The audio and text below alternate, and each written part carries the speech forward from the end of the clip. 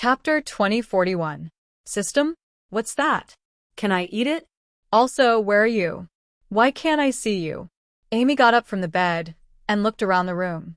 She pouted and said angrily, "If you don't come out, I'm going to tell Father to catch you, you bad thing." Life experience system.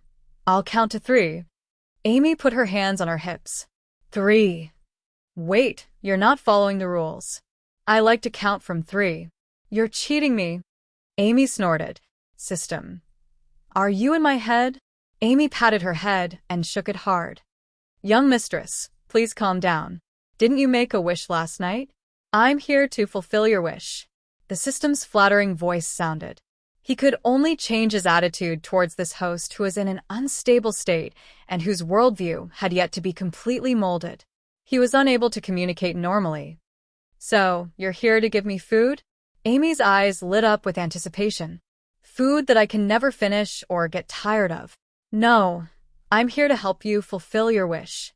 Of course, I'll also help you make your life better, the system replied. So, you don't have food and you don't know how to cook? Amy tilted her head. I'm a life experience system, a system that exists to improve the little master's life experience. Cooking is beyond the scope of my requirements, the system said seriously. Then what do I need you for? You're not even as good as Ugly Duckling. At least I can eat it, Amy said disdainfully. Life experience system. As a system, it didn't expect to be disdained by its host as soon as it appeared. According to the system manual, the system was a transcendental existence to its host. Normally, it could enjoy the treatment of being licked. Why did its host not only disdain it, but also compare it to a low-level carbon-based organism? Moreover, why was its randomly assigned host a 4-year-old girl? For a system, this was a hellish start, although it was just an emotionless system. But at this moment, it felt the malice of the world. How could a system have a child as soon as it debuted? Newbie mission. Please obtain 10 life experience points. After completing the mission, you will receive a newbie gift bag. The system tried to issue the first mission for the students. What are life experience points? Amy was intrigued by this game-like setting. Recently, she would occasionally play games with her father. Life is a period of cultivation. We will experience happiness, anger, worry, longing, sadness, fear, shock, and other positive or negative emotions because of external factors. Emotions are a very important measurement of life experience. The system will digitize the fluctuation of emotions and call it life experience value. All the emotional fluctuations caused by the young master will be converted into life experience points and accumulated on you, the system quickly explained. Amy listened attentively. After a while, she said, "So, what am I supposed to do?" The system. That's all I've said. You're just lonely after listening to it? Therefore, in order to complete the novice mission and officially step into the main mission stage, please actively participate in life and obtain more life experience points. The system tried to be as gentle as possible. Is the newbie gift bag a snack gift bag? What's in it? Amy asked again. In order to maintain a sense of mystery and the young master's enthusiasm, we systems don't usually reveal the rewards. Some even use a big wheel to maintain randomness, the system explained. If it wasn't for the delicious food, I would ignore you. Amy snorted. The system. In the human vocabulary, there was a word, mad, which was very suitable to describe its current mood. It was a system. A high-level support system that only the chosen transmigrators had the opportunity to obtain. But in her eyes, it was just a snack storage. Amy lay back on the bed and looked around to make sure there was no one around. Then she said in her mind, "How do you speak in my head? Why don't I make any sound when I talk to you?" The system resides in the young master's mind. We communicate with each other using brainwaves, so we don't make any sound and won't be noticed by others. Then if I die, will you die too? In theory, that's the case. Then you have to be careful. Your little life is in my hands. Amy smiled. From the life experience system's distress +1. Look at that number. It jumped. Did I get an experience point now? Amy's eyes widened in surprise.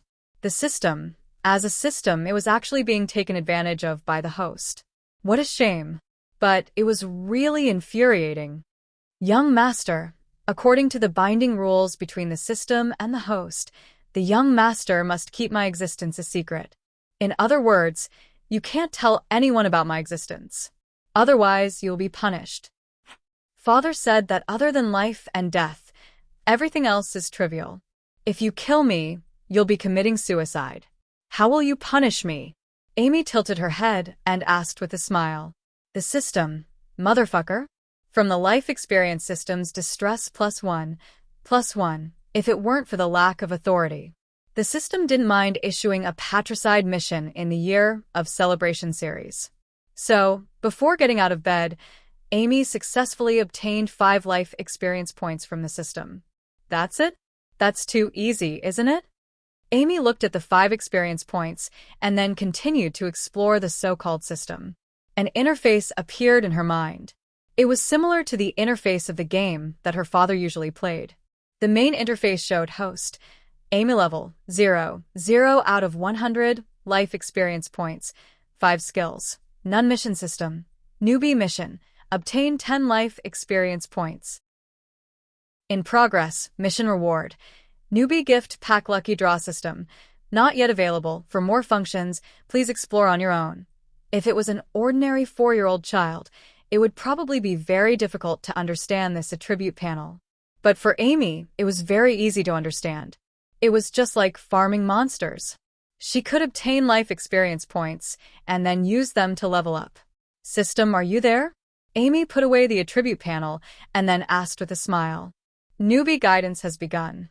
Side mission, young master, please make a delicious breakfast for your family. Interacting with your family can quickly obtain life experience points and deepen your relationship. If the mission is successful, you will receive an additional reward. The system quickly issued a side mission. As a system, if other systems found out that their host's newbie mission was obtained from them, it would be very embarrassing. It would be the kind of thing that would get them kicked out of the group chat. Just like a certain Gourmet system senior. Chapter 2042. Make breakfast. Amy sat up and thought seriously for a while. Then, she said with some distress, but I don't know how to cook. Don't worry, young mistress.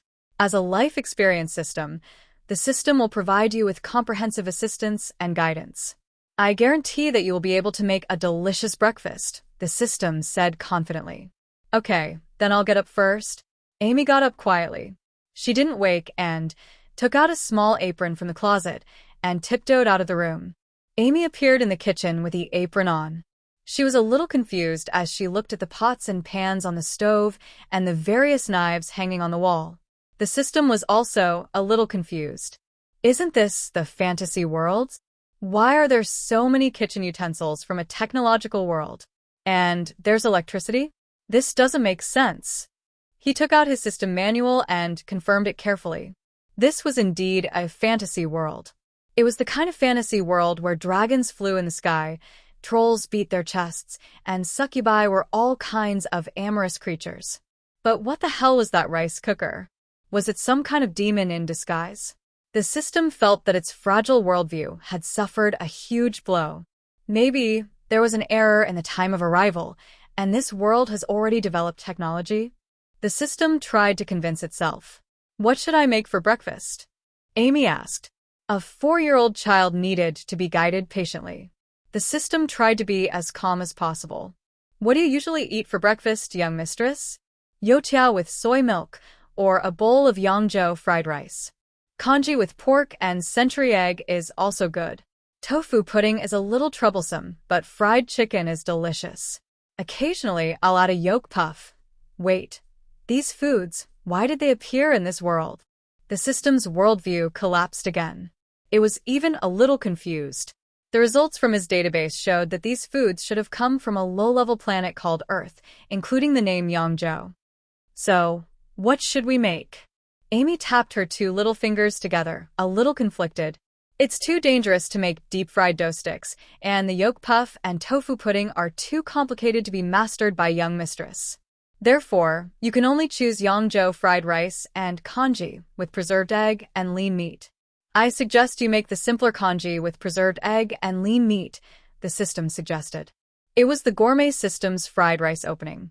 Amy shook her head and refused. No. Father said that I should be brave enough to accept the challenge. I want to choose the rainbow fried rice. The system. Right now, he wanted to drag that legendary father of his out 100 times. Okay, now you need to get the following ingredients: prawns, eggs, drumsticks, mushrooms.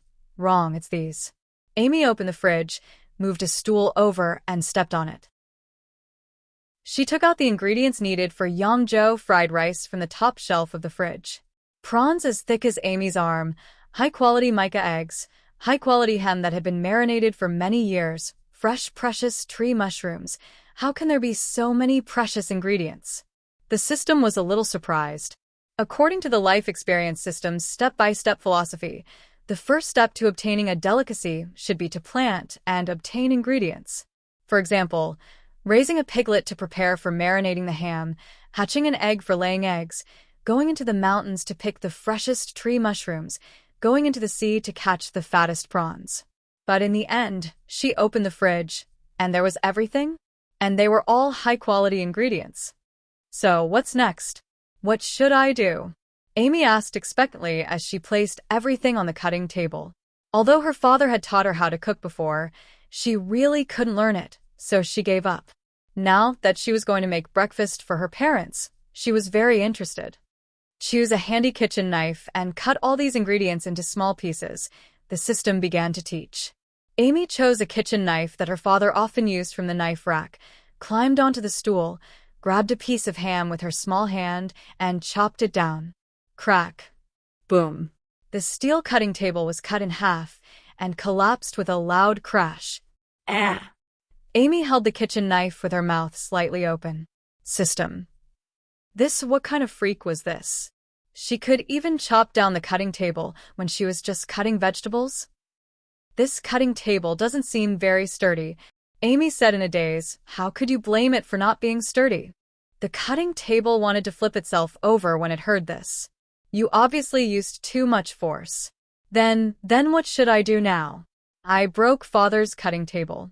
If he sees this, he'll be very angry. Amy suddenly came back to her senses and said anxiously, Don't worry, little mistress. It's just a cutting table. I believe your father won't blame you. After all, you're so cute. If Father gets angry, will I be able to get life experience points? The system was shocked, but it still answered. Theoretically, yes. No. I can't make Father angry and sad. He has to raise me and Mother. It's hard on him every day. Amy shook her head and put the kitchen knife to the side. She picked up the ingredients that had fallen to the ground and then picked up the cutting table that had been cut in half. It's already broken. It needs a blacksmith to weld it back together. This isn't something that you can do, little mistress, the system advised. Of course, picking up a cutting table that weighed over 1,000 kilograms with her bare hands wasn't something that a 4-year-old girl could do. In any case, from the looks of it, its host wasn't simple at all. But it was clearly just an ordinary life experience system. Fire can melt steel, and frost can make it solidify again, Amy said as she looked at the cutting table. Theoretically, yes, but this requires a blacksmith's workshop to melt the steel first, and then flames appeared in Amy's right palm and spread along the cutting table like a line of fire. The thick steel plates on both sides of the cutting table began to change color and melt. Then Amy stretched out her left hand. Cold air spread out, and 2 thick blocks of ice appeared above and below the cutting table, firmly clamping down on the melting steel. 3 minutes later, the blocks of ice fell and dissipated. The cutting table had been reconnected, and the surface was flat. Other than a black mark, it was no different from before. The system was speechless. Although the extreme cold would destroy the internal structure of the steel and make the joints brittle, but for a 4-year-old child, this was already an insane operation. Exclamation point +1 from the Life Experience System. Chapter 2043. Exclamation point from life experience system +1. Surprise point from life experience system +1. Rage point from life experience system +1. Grief point from life experience system +1. Fear point from life experience system +1. Ding dong. Congratulations, little mistress, for completing the novice mission. You have received a novice gift pack. Please accept it. When AI Me finished the pot of Yangzhou fried rice, she finally obtained the experience points needed for the novice mission from the system. Wow, this novice mission is as easy as making a Yangzhou fried rice, Amy said happily. System. Isn't that right, system? Amy didn't forget to ask. Distress point from life experience system +10. No need, no need. You're too kind. Amy waved her hand. What kind of plus ancestor is this? The system wanted to cry, but had no tears. In the process of cooking the fried rice, it watched as AI Me turned many precious ingredients into a pot of charred coal. In the process of cooking, she almost blew up the kitchen several times. The process was horrifying, but the result was ordinary. It felt as if it had been acted out. As a fledgling system, its host had actually completed the novice mission on it. This was a terrible black mark that would be nailed to the pillar of shame. Now, I'm going to take a look at my snacks gift pack. Amy looked at the glittering gift pack in her mind and opened it expectantly. Congratulations on obtaining Joke King. You have received a tribute appraisal. After opening the gift pack, the system's voice rang out. Amy looked around and asked, "Where are my snacks?" Let me clarify, that's a novice gift pack, not a snacks gift pack. The system emphasized. Liar. You said you were going to help me fulfill my wish, but you gave me Joke King. You didn't even give me a pack of Wangzi Mantu. I don't want to play with you anymore. Amy pursed her lips, feeling wronged. The system felt a headache coming on. It didn't have the ability to coax children. Perhaps the heavens didn't expect it to meet a host like this? Don't cry, don't cry. If you're sad, you can take a look at the Joke King and that attribute appraisal skill. It's really fun. The system braced itself and coaxed. Amy stopped feeling sad and activated attribute appraisal. The learning process only lasted for a minute. When she opened her eyes again, she saw the pot of Yangzhou fried rice in front of her. A pot of exploding Yangzhou fried rice, the system. I cracked. Xiaomi, what are you doing? At some point, Meg had appeared at the kitchen door. Looking at the mess in the kitchen, he was a little surprised to see Amy still holding a spatula in her hand. I'll make breakfast for you guys. Amy turned around to look at Meg. Her face, which had 2 charcoal stains, revealed a clean smile. Her eyes were curved, and she looked very cute. Breakfast. Meg stepped over a kitchen knife standing at the door and came to the stove full of rice. Looking at the pot of dark cuisine on the stove, the corner of his mouth twitched. Even with the perspective of a professional chef, he couldn't tell what this pot of dark stuff was. Yes, this is the rainbow fried rice I made for you guys. You guys worked too hard, so I wanted to make breakfast for you guys. Amy nodded. Looking at the fried rice in the pot, she said a little embarrassedly, but it seems to have become black earth fried rice. Meg looked at Amy, who was a little depressed, and felt warm in his heart. He was a little touched. No, it's pretty good. Meg smiled and patted her head. Touched by Meg +1. Amy's eyes lit up. If her father was happy, she was happy too. Did the kitchen explode? Why is there a burnt smell? Irina walked to the kitchen door with a frown. Looking at the mess in the kitchen, she was stunned. It really exploded? Meg woke up early to make breakfast for us. It's her first time, so it's inevitable to bump into something. Meg turned around and smiled. Irina smiled and said, "Is that so? Then it's a little better than the first time I cooked." What delicious food did you make? Irina walked into the kitchen and saw the black pot. The corner of her mouth twitched. This is rainbow fried rice, but there are too many clouds today, so it turned black, Amy introduced with a smile. It's pretty good. Irina nodded. It couldn't be helped. Her children had perfectly inherited her cooking talent. Amy was greatly encouraged. Taking out a bowl from a cupboard, she said, "If father and mother like it, then I'll get some for you." Meg and Irina opened their eyes wide at the same time. Are we really going to eat this for breakfast? Irina whispered in Meg's ear. It's hard to refuse such kindness. Meg sighed softly. Amy got 4 bowls of black yongzhou fried rice. The family of 4 sat at the table and stared at each other. A faint burnt smell wafted from the bowl. Even in such a harsh cooking environment, the top-grade ingredients still exuded a trace of stubborn fragrance. Eat, don't be shy. There's more in the pot, Amy said to the 3 of them expectantly. Meg, Irina, and Meg looked at Amy's clean smile, just like when they first met. The expectation in her eyes made him unable to refuse. After a moment of hesitation, he picked up the spoon and scooped a spoonful of black fried rice and put it into his mouth. How to describe this feeling? It was like the ingredients were first rolled around in a saline alkali soil, then thrown directly into the fire and stir-fried together with the ashes. Finally, when they were taken out of the pot, they were scraped off a layer of the ground to serve on a plate. It was hard to imagine that this kind of taste could be created. One had to know that a series of extremely precious ingredients were used here. Even if it was just stewed with water, the taste wouldn't be too bad.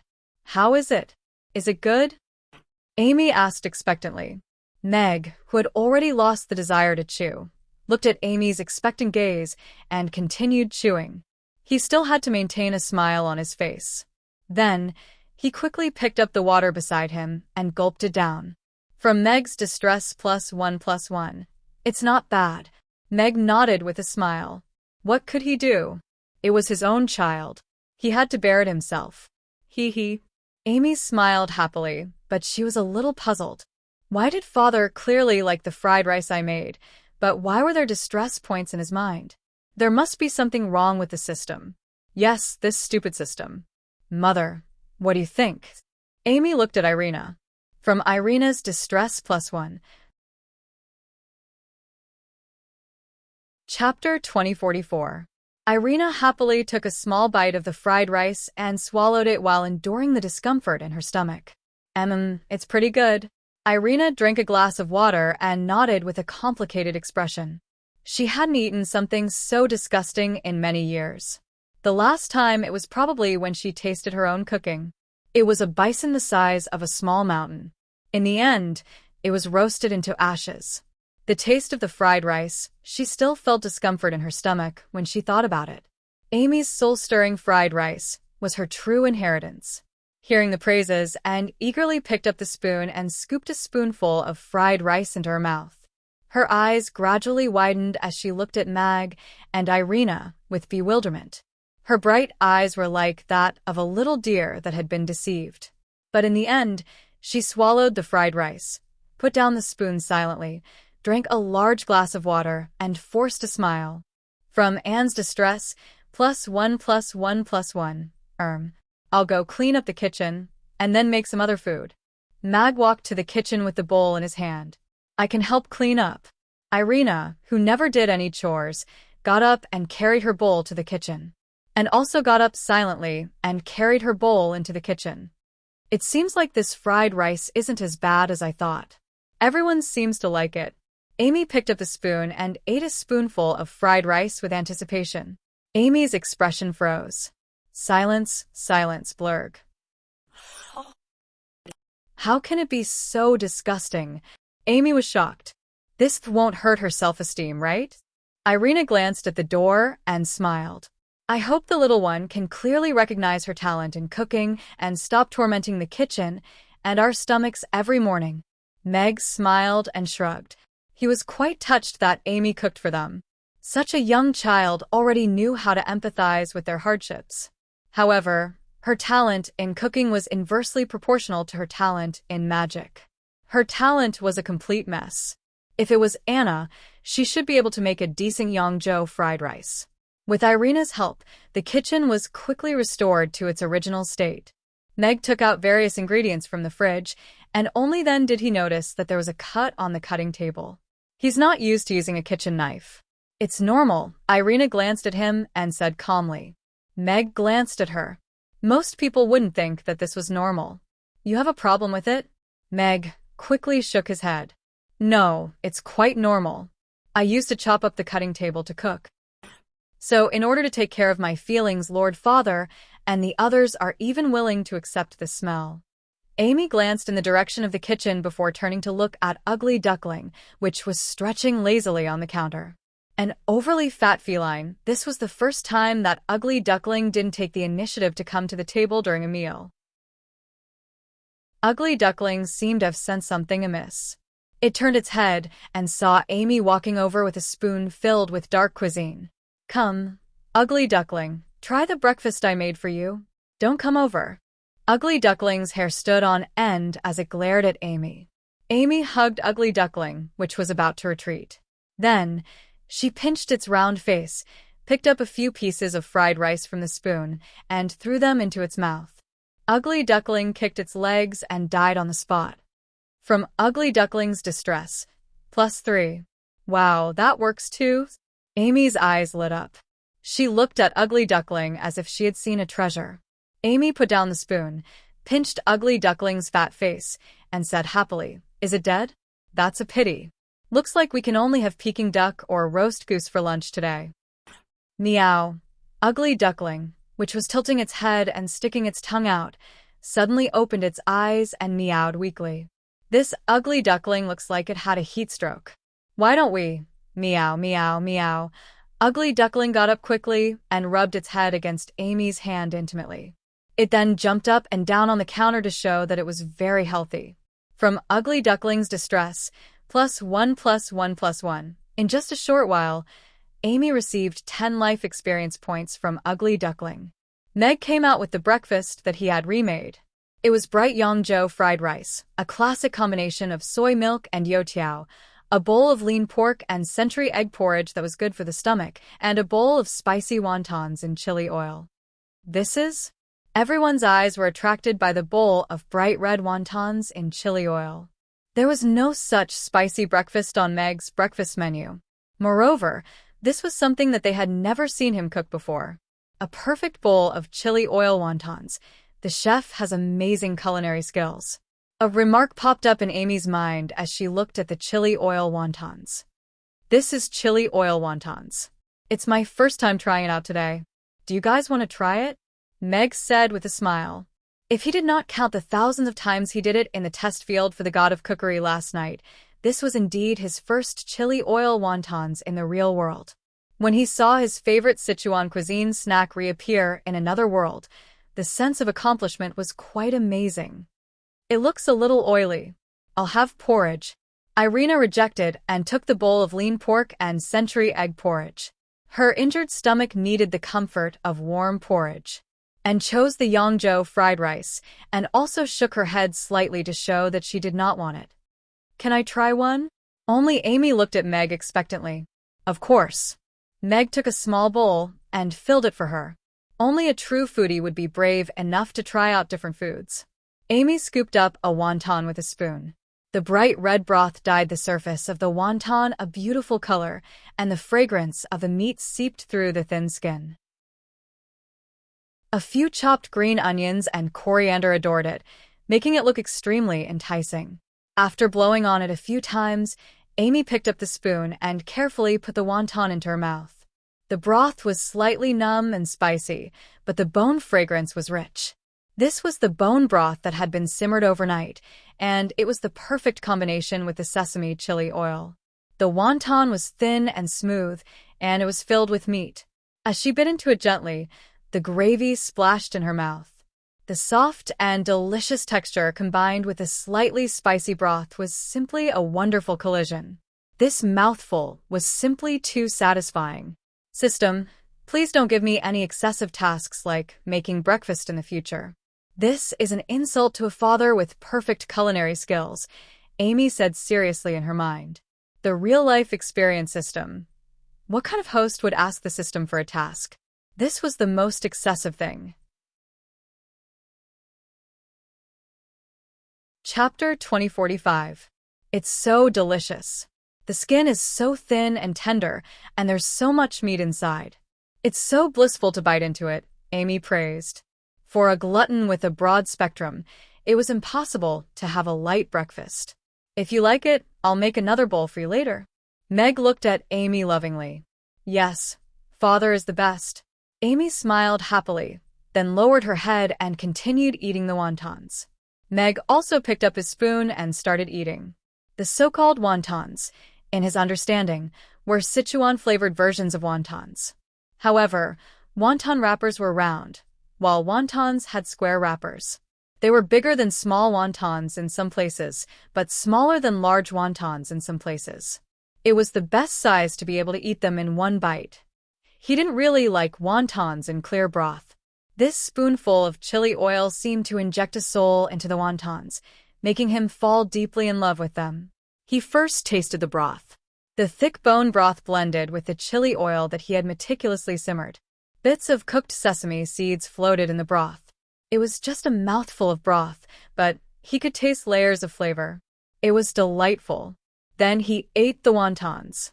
The hand-rolled dough was soft and delicate, yet not lacking in tenacity. When he bit into it, the pork filling slowly gave birth to the most delicious filling. It was just the right size for an adult to eat in one bite. At the same time, it provided the greatest sense of satisfaction. This chili oil wonton did not disappoint him. Although Amy gave them a scare early in the morning, breakfast still ended in a happy atmosphere.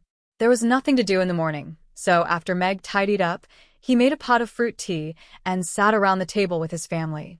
Anna had already laid out her tools and was continuing to draw. I heard that the number of customers increased by a lot yesterday. Irina asked Meg with a smile. There's still some distance to the first small goal, Meg said modestly. How many is that? Meg smiled and said, 1,000 customers. Ding dong. Side mission. Old Father's wish. Help Saipan Tavern gain 1,000 customers.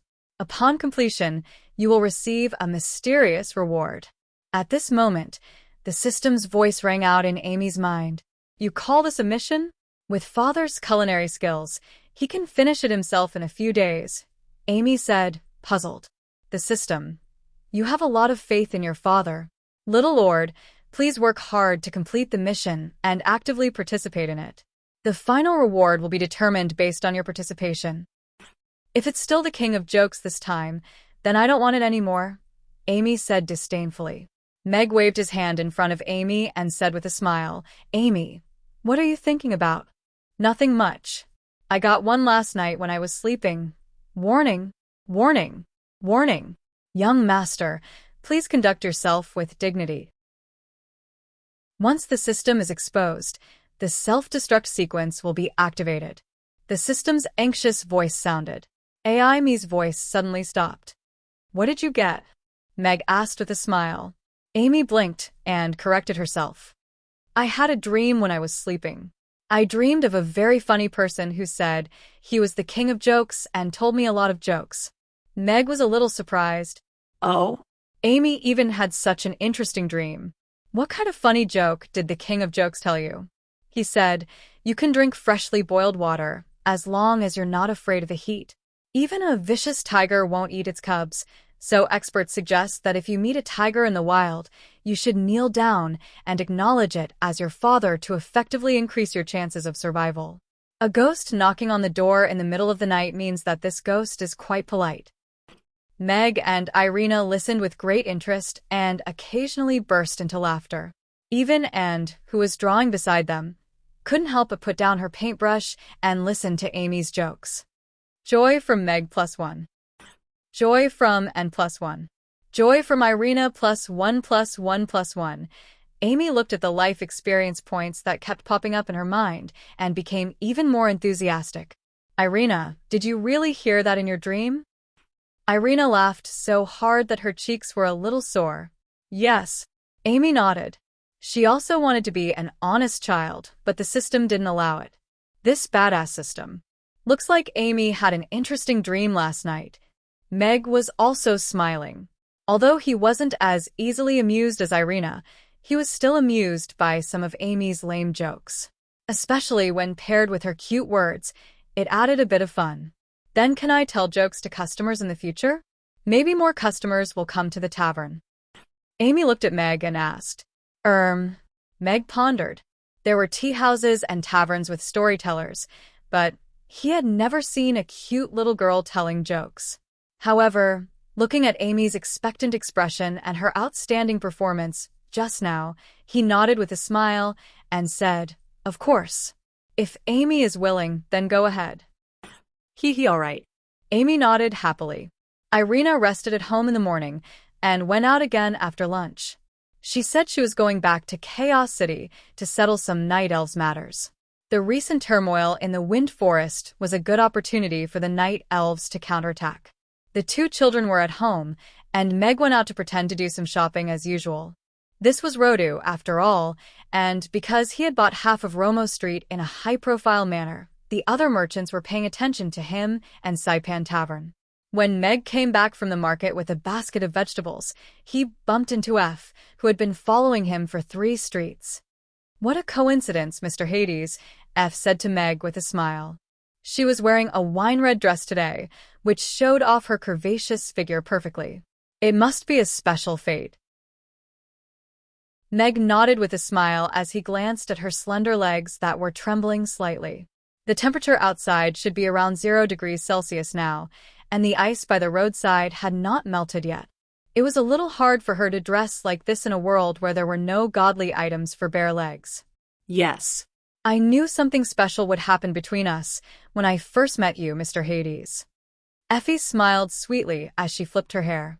Her red lips curled up slightly as she presented her most charming side to Mag, for example, bumping into each other on the way home from grocery shopping.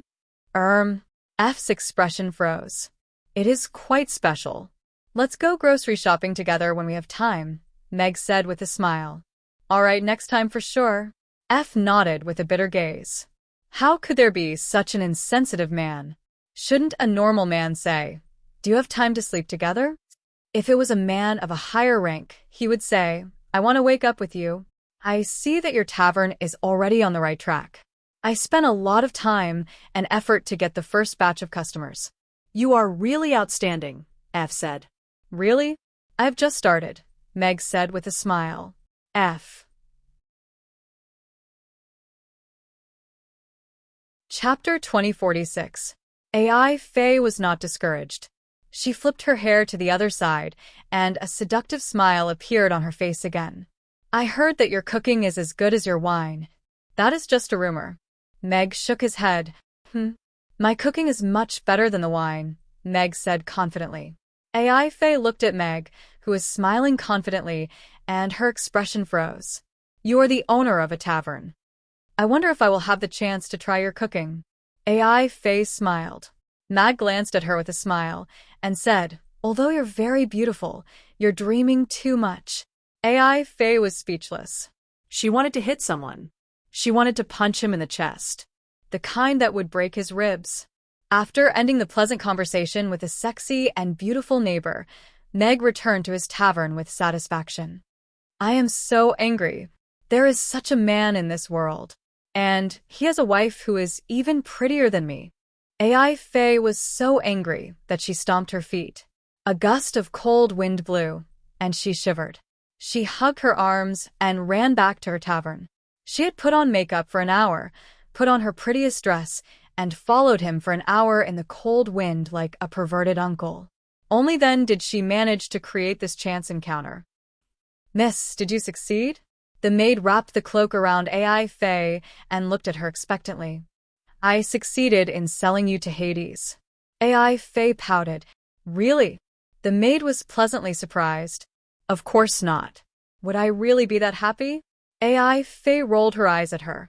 The maid pouted, stole a glance at AI Faye, and shook her head. "Not really. I still prefer to stay by Mrs. side." "Ha." "Father, I saw the Annie from the opposite tavern stop you. Do you know each other?" When Meg walked through the door, Amy came up to him and asked. Meg was slightly surprised, and he quickly said, "Ah, that is just a friendly greeting between neighbors. Normally, this kind of thing is not recorded in the diary." "You have successfully trolled Meg for 1 terror point." "Ah, is that so?" Amy nodded thoughtfully. "Yes, that's right. I just went to the market and bought some wild boar meat. We can have barbecue meat for lunch today." Meg shook the basket in his hand. "Barbecue meat. I like it. Amy's eyes lit up. As expected, she immediately forgot about the diary. Come on, let's deal with the meat first. Meg walked towards the kitchen. The Titan Tavern's popularity was on the rise, and with Abraham and Vanessa as the two golden signboards, not only did it save the tavern a lot of trouble, but it also brought in a steady stream of people. Following the hot sales of Whole Foods and American magazines, the number of his fans in Conviction grew explosively. At present, it had already exceeded 180,000. Just now, when he went to the market to buy groceries, he saw an Annie buying groceries reading his eggplant with garlic sauce lesson in Whole Food Mart. As she read, she praised, "This young man is so handsome. You see, the people of Rodu are so honest." After marinating the wild boar meat, Amy went downstairs to play on her own while and Drew beside her. Meg went upstairs to the study to study the mind control ability rewarded by the system. It was called an ability, but more accurately, it was a method to control one's mind. This was because it relied on Meg's own spiritual power. The stronger his spiritual power, the more powerful this ability would be. Meg's spiritual power was very strong. It was stronger than most people in this world, including some 10th-tier magicians. According to the system, this was because when Meg traveled through time, his spiritual power had been cleansed by the turbulence of time and space. He had also absorbed part of Alex's soul and memories. Therefore, Meg glanced at the stainless steel tea jar on the table. She wasn't pregnant, but the jar was cracked. It was the jar. The tea jar was cracked. The large tea jar made of 304 stainless steel was directly squeezed into a thin piece of metal by Meg's glance. This is really a godly ability. Meg picked up the piece of metal and clicked his tongue in wonder. After that, Meg controlled a book on the table and made it fly up into the air. The book would fly wherever his gaze was directed, just like a flying sword.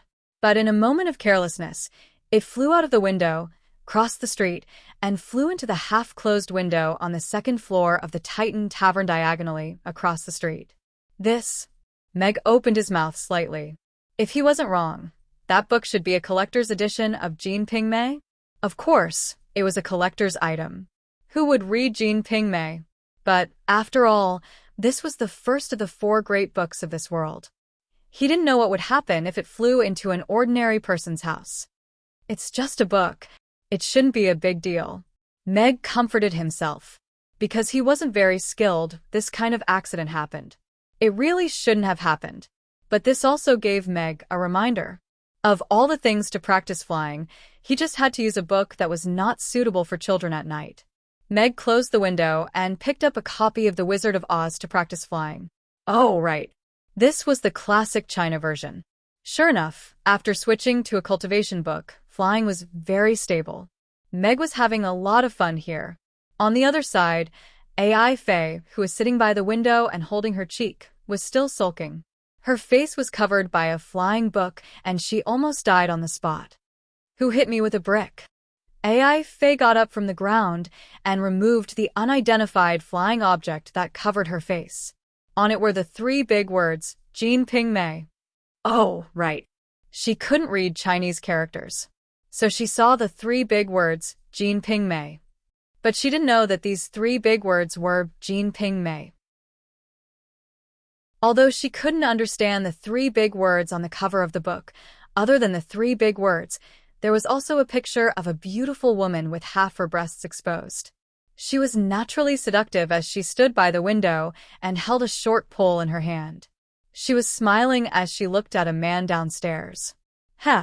One look and you can tell it's not a serious book. So AI Faye closed the door and locked it from the inside. Then she closed the window and flipped open the cover to continue reading. Meg put the Wizard of Oz book back to the top of the bookshelf. Then he went downstairs. Flying sword, he actually already knew how to use it. But this was very different from mental control. It relied on powerful strength as well as establishing a connection with the Tian-Du sword. His flying sword was more like a large hidden weapon. It didn't have a high margin for error. But if mental control was added to it, it would give the flying sword more possibilities. It would also give his fighting style more possibilities. Of course, this still needed to be developed and practiced. Father, why don't we sell barbecued meat? If we sell barbecued meat, there will definitely be more customers coming to drink, right? Amy looked at the meat sizzling on the iron plate and swallowed her saliva. Chapter 2047. Of course, selling barbecue was a good business. This had already been proven at Amy's. Moreover, barbecue paired with wine was an irresistible combination. But whether it was mutton kebabs, beef kebabs, or roasted pig's eyes, they had all been introduced at Amy's. If Saipan Tavern were to introduce barbecue now, it would most likely be exposed. Vanessa and Abraham had already smelled the aroma, so it was better to be a little more prudent. Because if we sell barbecue, Saipan Tavern will become Amy's. Meg shook his head as he picked up 2 pieces of barbecue for Amy. Oh. Amy nodded and put a piece of meat into her mouth. After a while, she said, then can we add a dish that goes with wine? Something that hasn't appeared in our restaurant before. Of course, but... Meg muttered, creating a delicious dish that goes with wine is not an easy task. Ding dong. Optional side mission. Help Father create a delicious dish that goes with wine. Mission reward, unknown. Young Master, do you accept? At this moment, the system's voice sounded in Amy's mind. Ding. Mission. Host, please enrich the tavern's menu and create a new dish that goes with wine. Mission reward. Receive 2 recipes that go with wine. At the same time, the system's voice sounded in Meg's mind. Meg and Amy were both stunned, and looked at the 2 of them with some confusion. She reached out her chopsticks and silently picked up a piece of barbecued wild boar meat. She dipped it in the sweet and spicy sauce, then wrapped it in fresh green lettuce and opened her mouth to take a bite. The moderately thick wild boar meat had already been marinated, and the perfect amount of fat made the meat tender and juicy even after being barbecued. Lightly chewing, the meat juice splashed in her mouth, and the spicy and sweet intertwined to create a beautiful symphony. Coupled with the fresh lettuce, it was really satisfying to take a full bite. Cooking with Father? Sounds interesting, I accept. Amy said in her mind. Create a new dish that goes well with alcohol, Amy? Meg thought for a moment and agreed. After all, this kind of buy one get 2 free deal did not happen often in the system. Father, can I create a dish for the guests with you? Amy looked at Meg and said expectantly, although I don't know how to cook, I know how to eat.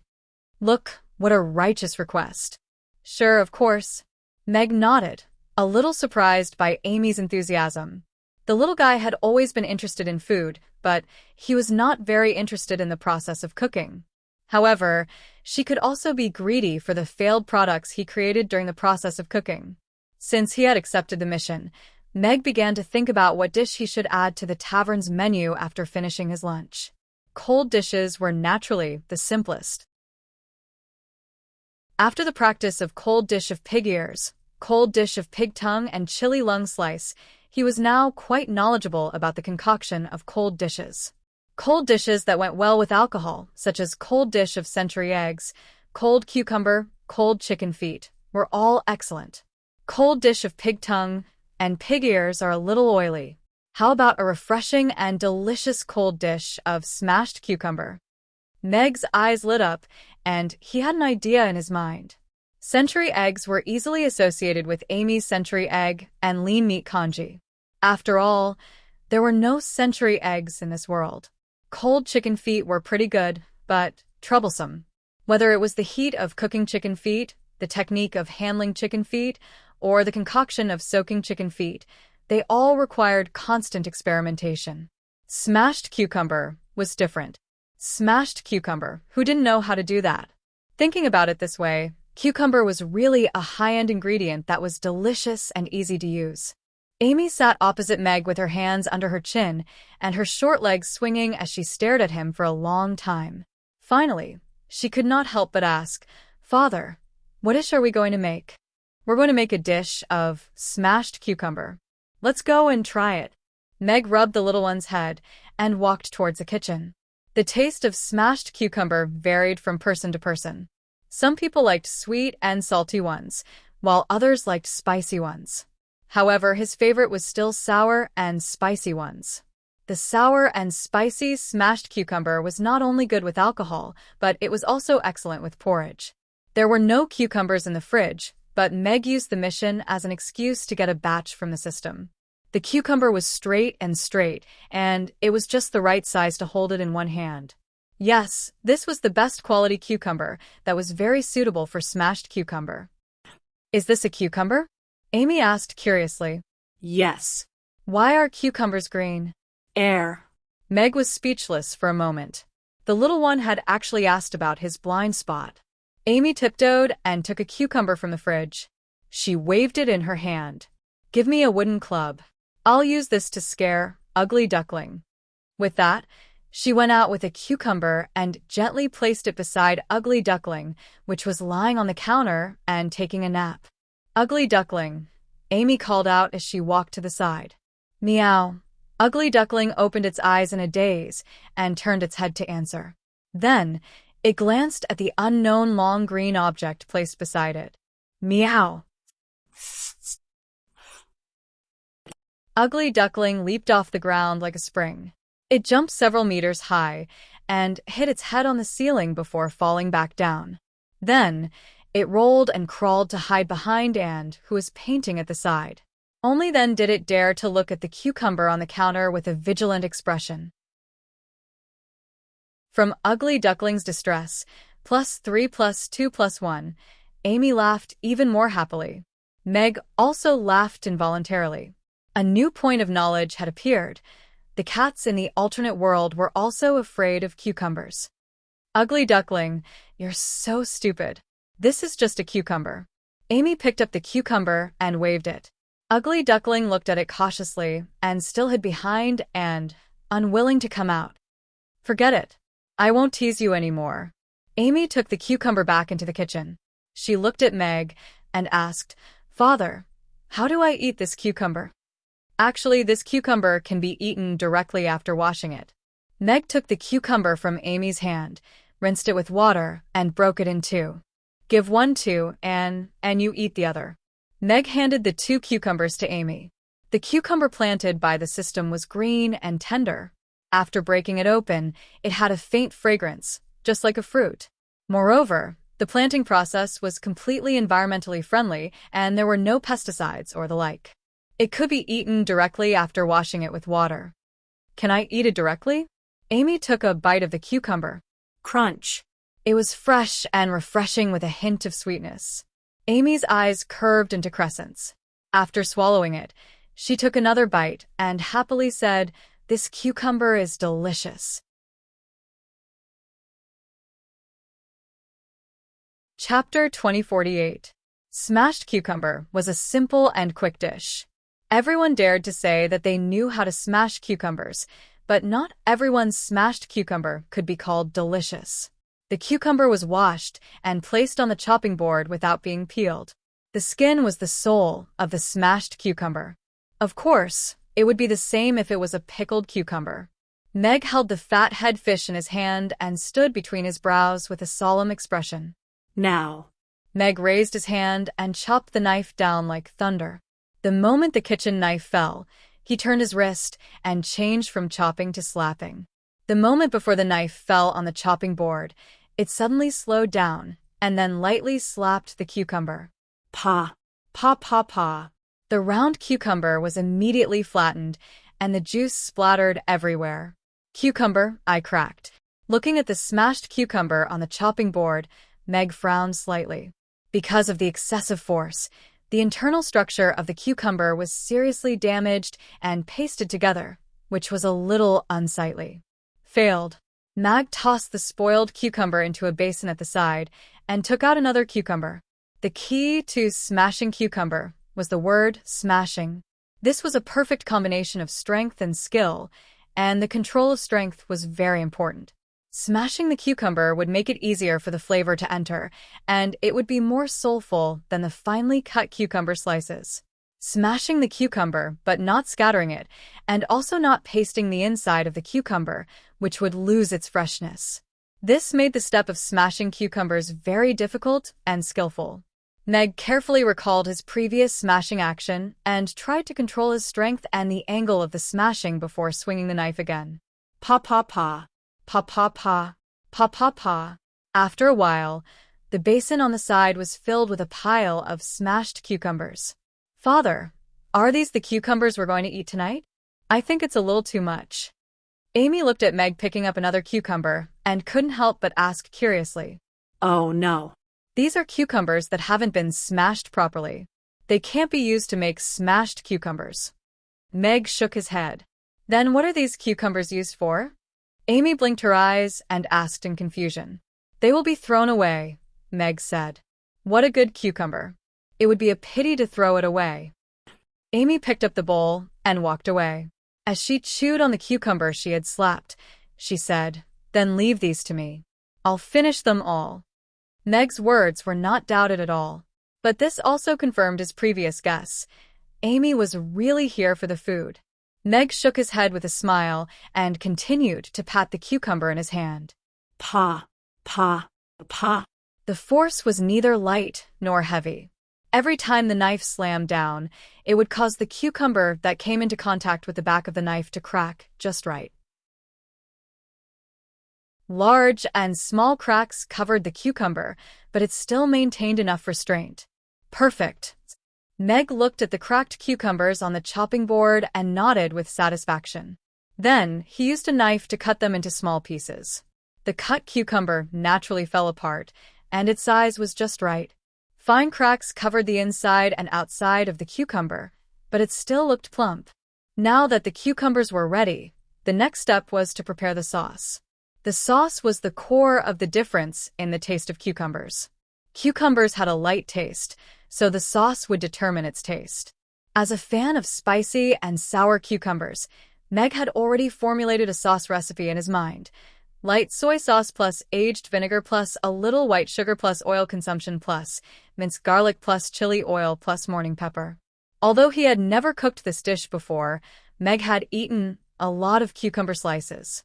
After this period of familiarity and understanding with the various seasonings, he could already roughly deduce what seasonings were used in a dish through his memory. Of course, the specific amounts still needed to be adjusted. After peeling the fresh garlic and mashing it into a paste, Meg began to mix it as carefully as if he was making a chemical. The chili oil was ready-made. It was needed for the cold pig's ears and cold pig's tongue. Too sour. Too sweet. Too salty. Too spicy. Meg frowned slightly as he tasted the sauce he made every time. Amy returned to the kitchen with a big bowl in her arms and a row of sauces beside her. She dipped the cucumbers in the sauce and ate happily. Is it good? Meg put down the sauce that he was still not satisfied with and looked at Amy, who was chewing on the cucumbers like a little squirrel. Yes, it's good. Amy nodded. And it's getting better and better. Then try this. Meg brought the sauce that he had just made to Amy. Amy picked up a piece of cucumber and dipped it in before putting it into her mouth. It was sour and spicy. It was so delicious. A near-perfect cucumber dipping sauce, a line of appraisal report appeared in Amy's mind. Although it's delicious, I think it can be more perfect, Amy said to Meg. Oh. Meg was a little surprised. The little girl had always liked to praise him. He did not expect her to give an evaluation of not expensive but perfect. However, this happened to be in line with his thoughts. The ratio of sour and spicy was already perfect, but he still felt that something was missing. Father, is this cucumber to be dipped in? Amy asked. Right. We should mix them together and see how they turn out. Meg's eyes lit up. He had paid too much attention to the process and neglected the possible reaction after the two were mixed together. Although the taste of the cucumber was light, it also had a special fragrance. Moreover, cucumbers were easy to release water. After the sauce was mixed with them, it would become lighter due to the precipitation of water from the cucumber. This was also a problem that needed to be considered. Cucumbers are a cold dish, not a dipping sauce. Meg smiled and slapped another cucumber. Then, he made a sauce according to the previous recipe. He poured the sauce over the cucumber, mixed it well, and put it in the fridge.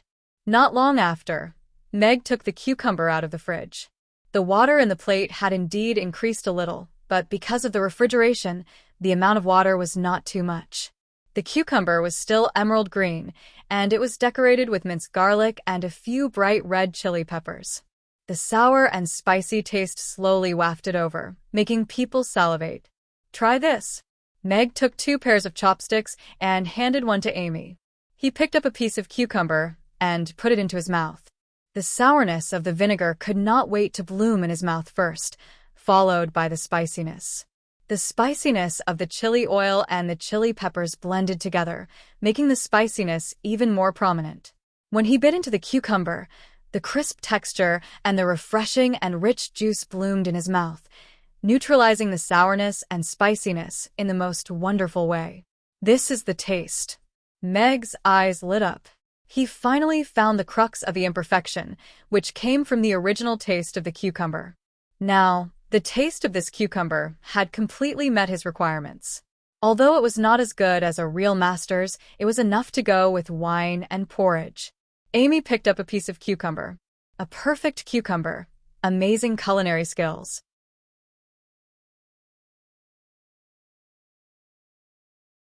Chapter 2049.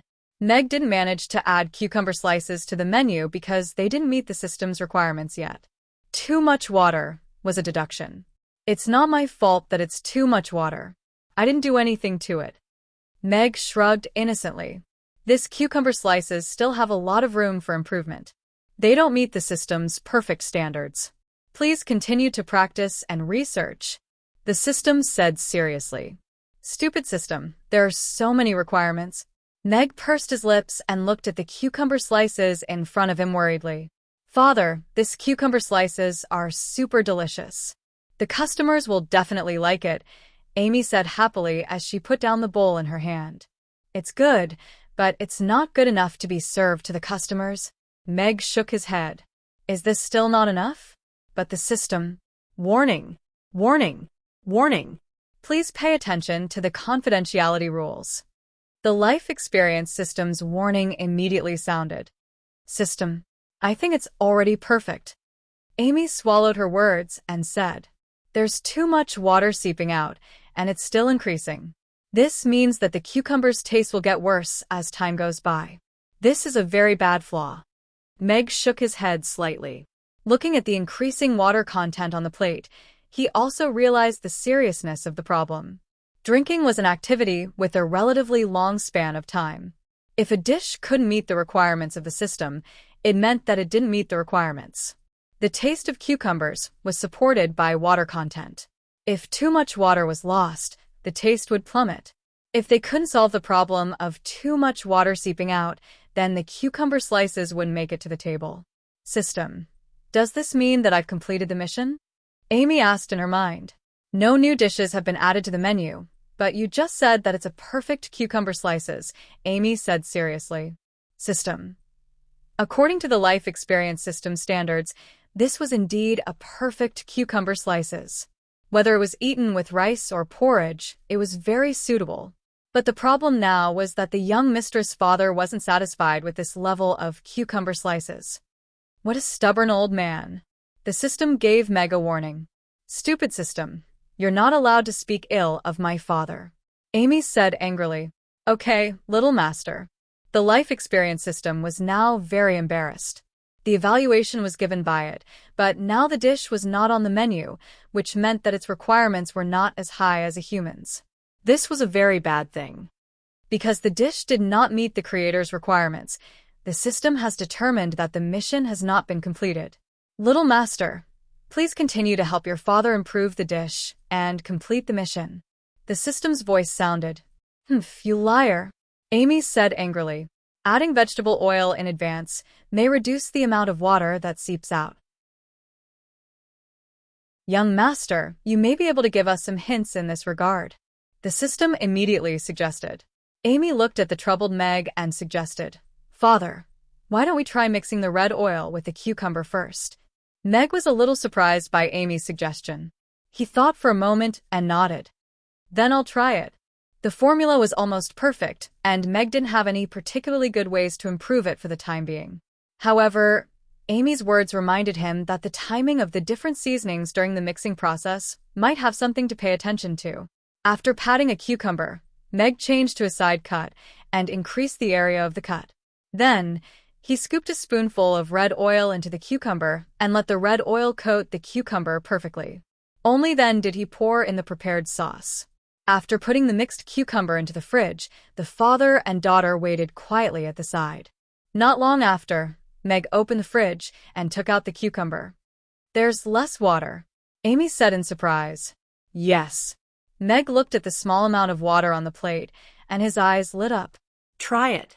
Meg picked up a piece of cucumber with his chopsticks and put it into his mouth. It was still sour and spicy, but the texture of the cucumber was crisper and more delicious. It was a pleasant surprise. A decent serving of cucumber with garlic sauce. It's on the menu. Ding. Congratulations to the host for completing the mission of creating a dish. 2 dishes with wine have been released. Please check and accept them. The system's voice sounded in Meg's mind. "Amy, you're awesome. We've successfully made a dish that goes well with alcohol," Meg said as he picked her up and spun her around in a joyful manner. If it weren't for Amy's reminder, he didn't know when he would have perfected this cucumber with garlic sauce. Joy from Meg +1 inch great.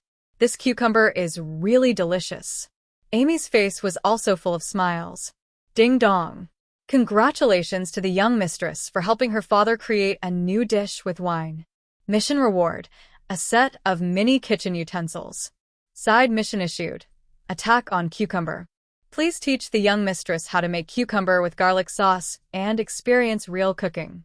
At the same time, Amy's life experience system issued the mission reward and a new mission. "You terrible system," Amy frowned. "System. I told you not to issue any more missions that require me to cook. Who are you thinking highly of? Who are you trying to make things difficult for?" Amy said seriously. The life experience system exists to allow the young mistress to have a better life experience. There may be difficulties, but as long as you overcome them, everything will become the most beautiful scenery along the way, the system said. "Right now, you're the difficulty that I want to overcome the most." Amy pouted. "Be good, young mistress. The next mission reward will be even better. You might even get a gift bag of snacks."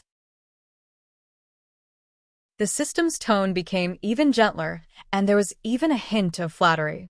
"Really? Really? Okay then, I'll trust you one more time."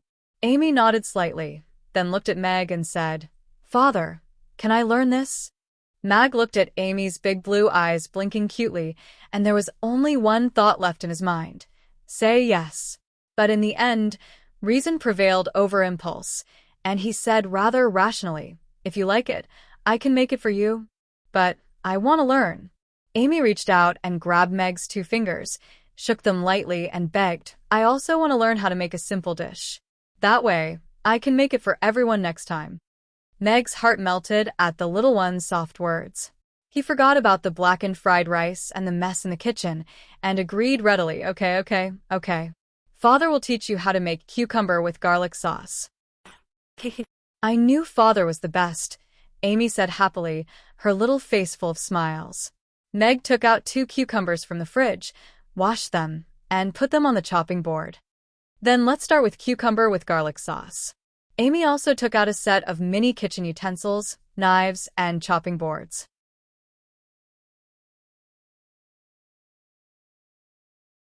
Chapter 2050. A hint of surprise appeared on Meg's face as he looked at the mini kitchenware that Amy had taken out. The kitchen utensils were about half the size of normal utensils. The shiny knives reflected a sharp, cold light under the light. If it weren't for the 304 stainless steel label, this would definitely be a set of exquisite kitchen utensils made by a master. This was a foreign world. It wasn't a world where one could buy a set of Yangjiang's 18 masters. Moreover, the 304 stainless steel label was too out of place. Wasn't it too eye-catching? "System, have you made a deal with Amy in private?" Meg asked in his mind. He was sure that he hadn't given Amy such a set of kitchen utensils. He had given one to Anna, who loved cooking, but it wasn't of this style. In this world, only the system could create such a set of kitchen utensils that were full of modern craftsmanship and labels. No. No.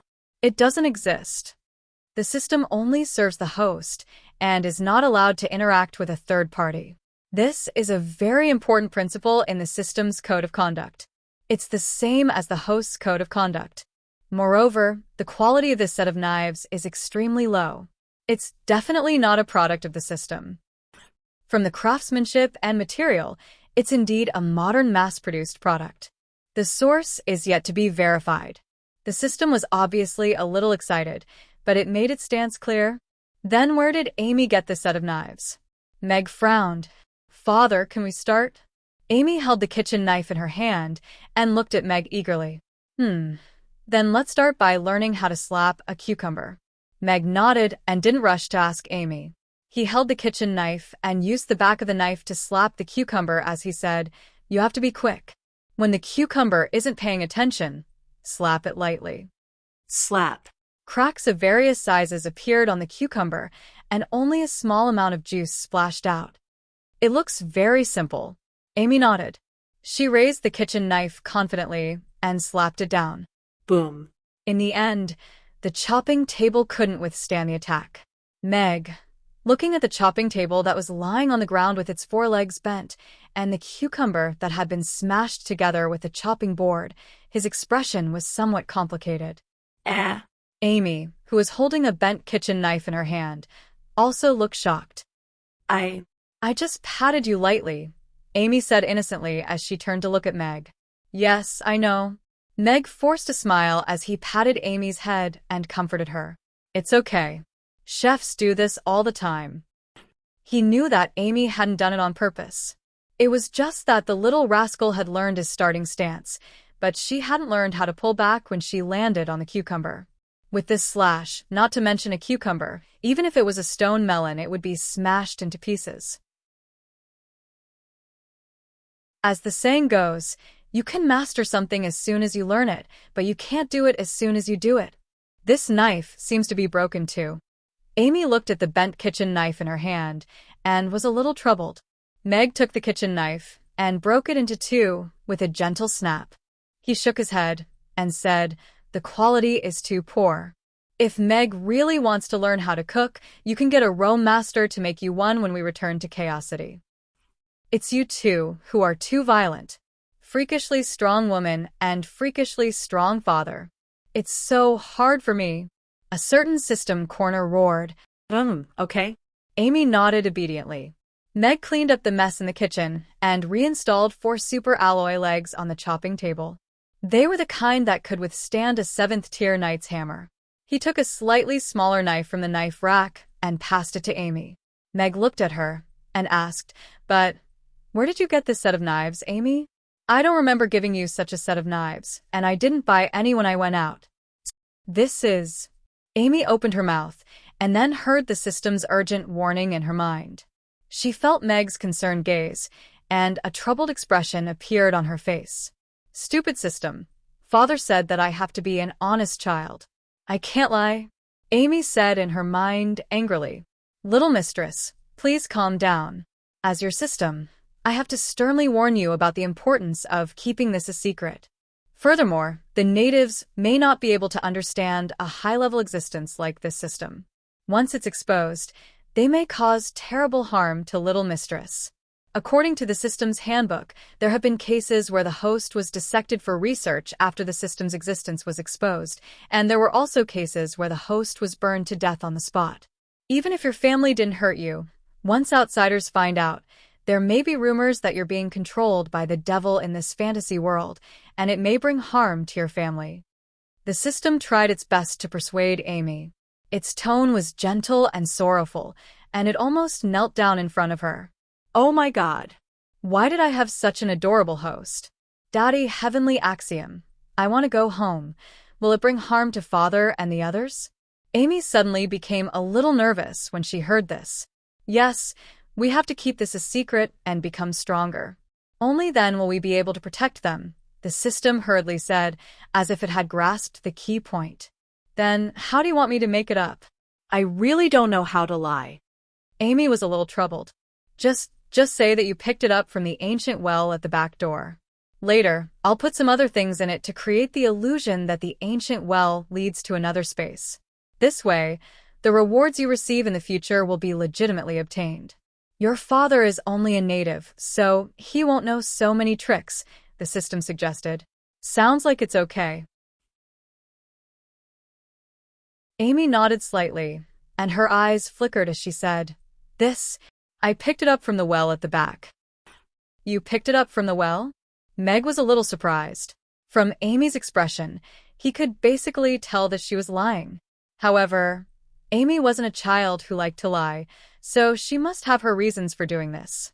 Why couldn't Amy tell the truth about the unknown modern kitchen utensils? Moreover, ever since she woke up this morning, she had been acting a little strange. She, who had never been interested in cooking, suddenly became interested in making breakfast for everyone. She even took the initiative to ask him to add more dishes to the menu, and then took the initiative to ask him to learn how to cook. All of this seemed so familiar. System, can there be multiple systems in a world at the same time? Meg asked in his mind. Absolutely impossible. The system said firmly. Are you sure? Only in those chaotic worlds would the heavenly axiom throw a batch of defective systems down there, allowing them to compete and kill each other to create the true heavenly axiom host. And for an excellent system like me, a world only needs one. It's impossible for a second system to appear. The system said seriously. If that's the case, Meg pondered, then I can basically confirm that this world should have many systems.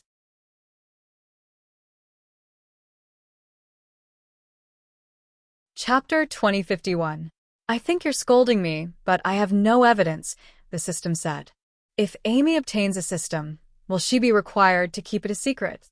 Meg continued to ask. He had also thought about the possibility of the Great Old One controlling it. However, the Great Old One shouldn't be so bored as to give Amy a boring task like making breakfast and learning to cook. It was even more impossible to give out a set of cute kitchen utensils as a reward. Only an unreliable system would do such a thing. For example, his Gourmet system, which was inherently lacking. According to the system's confidentiality rules, the host will have to sign a confidentiality agreement after obtaining the system. The system must be kept strictly confidential. Once it is leaked, the system will self-destruct and perish together with a host, the system confirmed. Why haven't I heard of this plot before? Meg was puzzled. Because the host is very self-aware and cowardly enough, the system didn't emphasize this. This is called being steady. Meg emphasized, then joked, but in that case, are the two of us sharing a common destiny? Then you still have to treat me better in the future. If I'm unhappy and accidentally fall from upstairs one day, you'll be finished. If the host dies accidentally due to the program settings, the system can find the next host on its own. It won't disappear because of this, the system said with a smile. Speaking of which, Amy made a wish to Meteor yesterday. It's really possible that she obtained a system, but I don't know what kind of system it is. Could it also be a useless gourmet system? Meg pondered. The system is a unique existence. The best learning and most hardworking system in the entire system universe. You actually called me a useless person. The system roared. Meg pursed his lips. Look, my combat power is almost at the ceiling of this world, but the gourmet achievement is still only the owner of a small restaurant. I haven't mastered any of the 8 major cuisines. Aren't you a useless gourmet system? System. If your system has a group chat with your level of service, you should be the kind that gets kicked out of the group chat, right? This is too embarrassing for the system. Meg sighed softly. Say it again. Say it again. The system flew into a rage out of humiliation. Since you can't ask Xiaomi directly, why don't you ask in the group which colleague bound my daughter? According to the system's rules, there are also confidentiality rules between the systems. They are not allowed to disclose the hosts' information to each other, nor are they allowed to establish contact between the hosts. This will greatly destroy the balance of the world, the system said solemnly. I see. Meg frowned slightly. Obtaining the system is the host's greatest honor and opportunity. Even if the host has doubts, please do not interfere. Otherwise, it may bring unnecessary harm and trouble to your daughter, the system warned. Meg rolled his eyes. Haha, it's a great honor to be Amy's system. With Amy's talent and background, would she need such a trashy system? Other than wasting her time and energy by issuing some messy missions, what's the point? The system was silent. He was left speechless. Looks like I'll have to teach Amy how to tame and train the system, Meg thought to himself. Can anyone speak? At the same time, he felt infinite schadenfreude toward the colleague who might exist in Amy's mind. Ha ha ha. Finally, another system has fallen into the hands of this devil.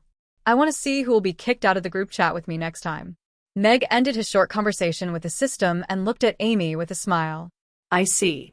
That's probably a wishing well.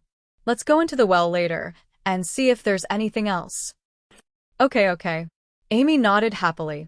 System, if you don't put a gift bag of snacks into the well, I won't be able to let this matter go, Amy said in her mind. The real-life experience system. Teaching a little girl who had no talent in cooking was practically a hell-level mission. After smashing 3 chopping tables and 3 ordinary kitchen knives, Lee Moose smashed them into pieces. Amy finally took out a fathead fish and smashed out a relatively intact cucumber. Not bad. At least it's still edible. Meg looked at the crushed cucumber and finally revealed a fatherly smile. As expected, it's super easy. Amy also smiled. Meg stumbled and almost fell down.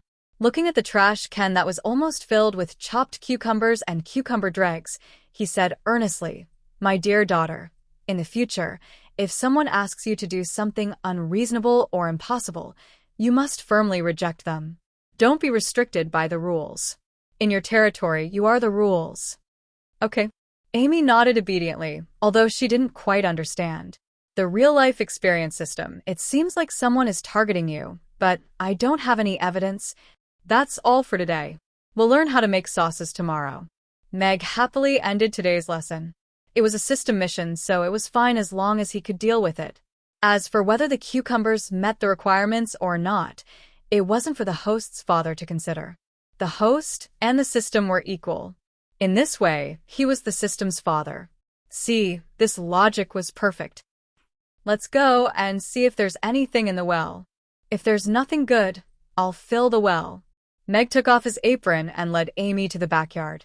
There was an old well in the backyard of the tavern, but no one had plowed it for many years, so it didn't produce any water. A few days ago, when Meg was doing his morning exercise in the backyard, he peeked inside. There were only some withered leaves and no space-time tunnel. The system just wanted to find a reasonable source for Amy's reward. Amy jogged to the well and tiptoed to look inside. She said in surprise, "Father, look. There's really a package inside." Meg peeked inside. There really was a box, and there were 2 big golden words written on it. Snacks gift pack. System forum, help post. Beginner system online help. What if I'm threatened by Little Master on the first day of binding? Urgent. Reply, the strongest strategy system. Little Master? As soon as he opens his mouth, I know he's an old bootlicker. How embarrassing. Battle God system. What if the host doesn't listen? He'll be obedient after a beating. Now I call him Go Dan. Bootlicker system. What can I do? Of course I spoil her. She's the host I chose, so I have to spoil her to the heavens. Anyway, my master is calling me again. Cooking God system. I can't spoil him. I have to discipline him. My host has been taught well by me. Now she calls me daddy every day. Many systems replied to the Cooking God system. Hatue, leave the group. Boasting again?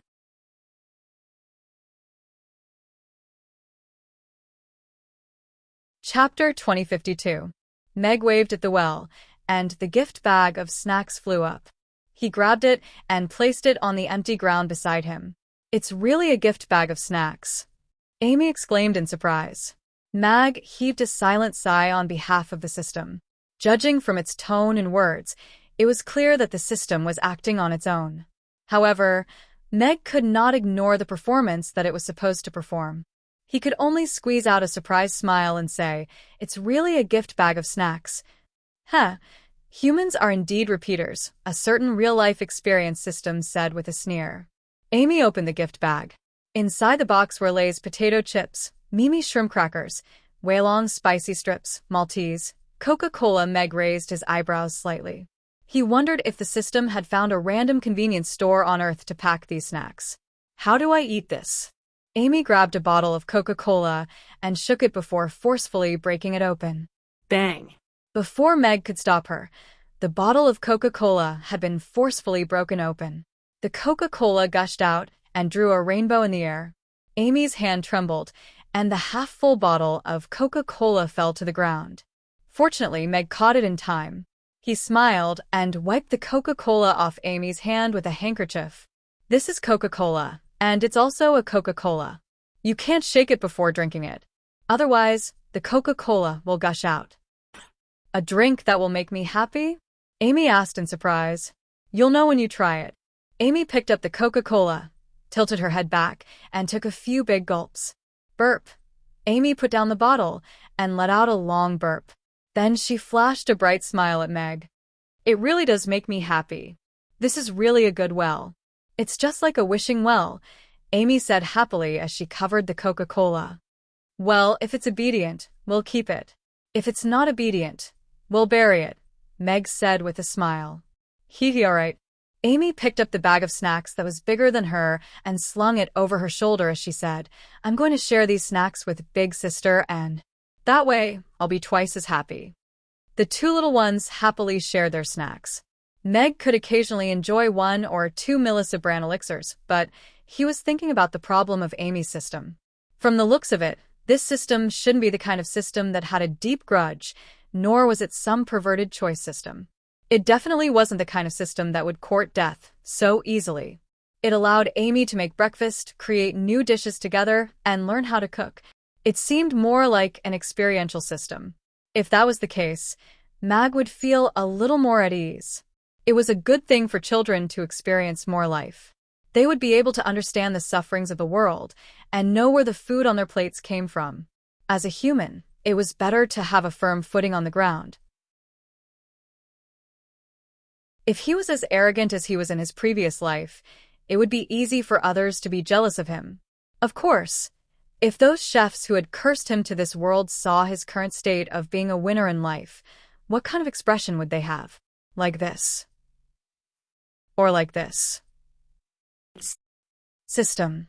Why don't you send a little picture of me with my wife in my arms and my adorable child by my side, slashing my enemies with my flying sword?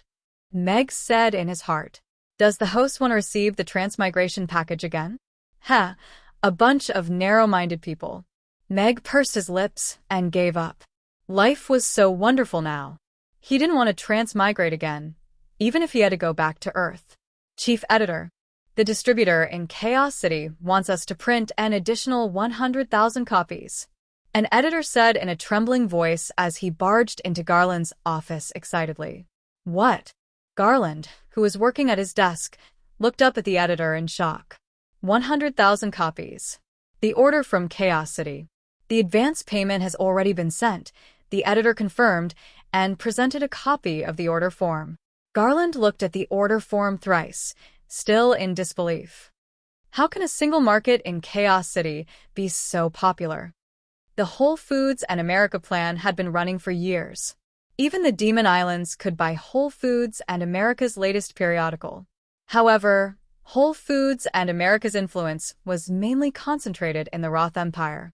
The combined sales of the periodical in other regions was only 1/5 of that in the Roth Empire. Chaos City was considered a good market, with sales of 3,000 to 5,000 copies in a single issue. After the launch of this periodical, 5,000 copies had already been distributed to the distributors in Chaos City. He didn't expect him to place an order for 100,000 copies. I heard that our new periodical is hard to come by in Chaos City.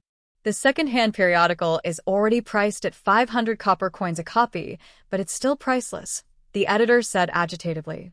Chief Editor, it seems like we're going to create a miracle.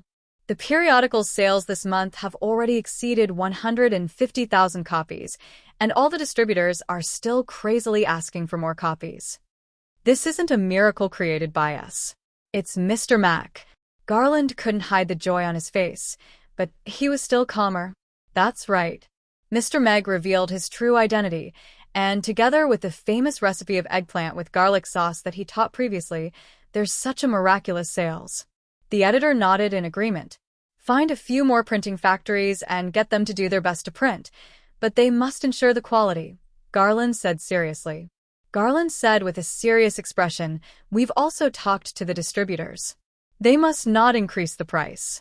Once they do, their distribution rights will be taken back, and they will be blacklisted. All right, I'll do it now. The editor left quickly.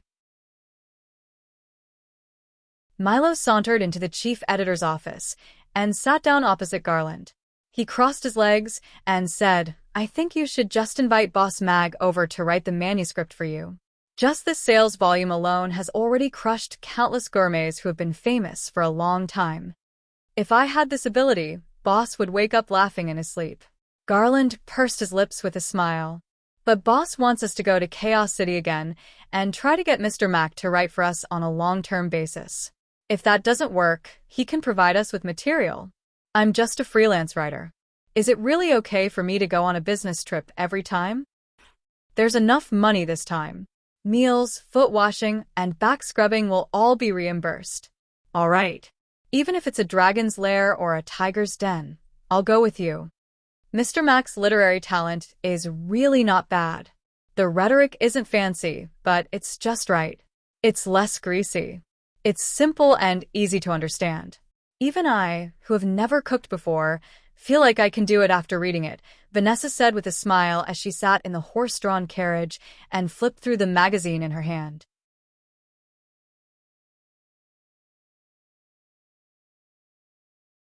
Chapter 2053. The Titan Tavern was still open for business at 6 o'clock.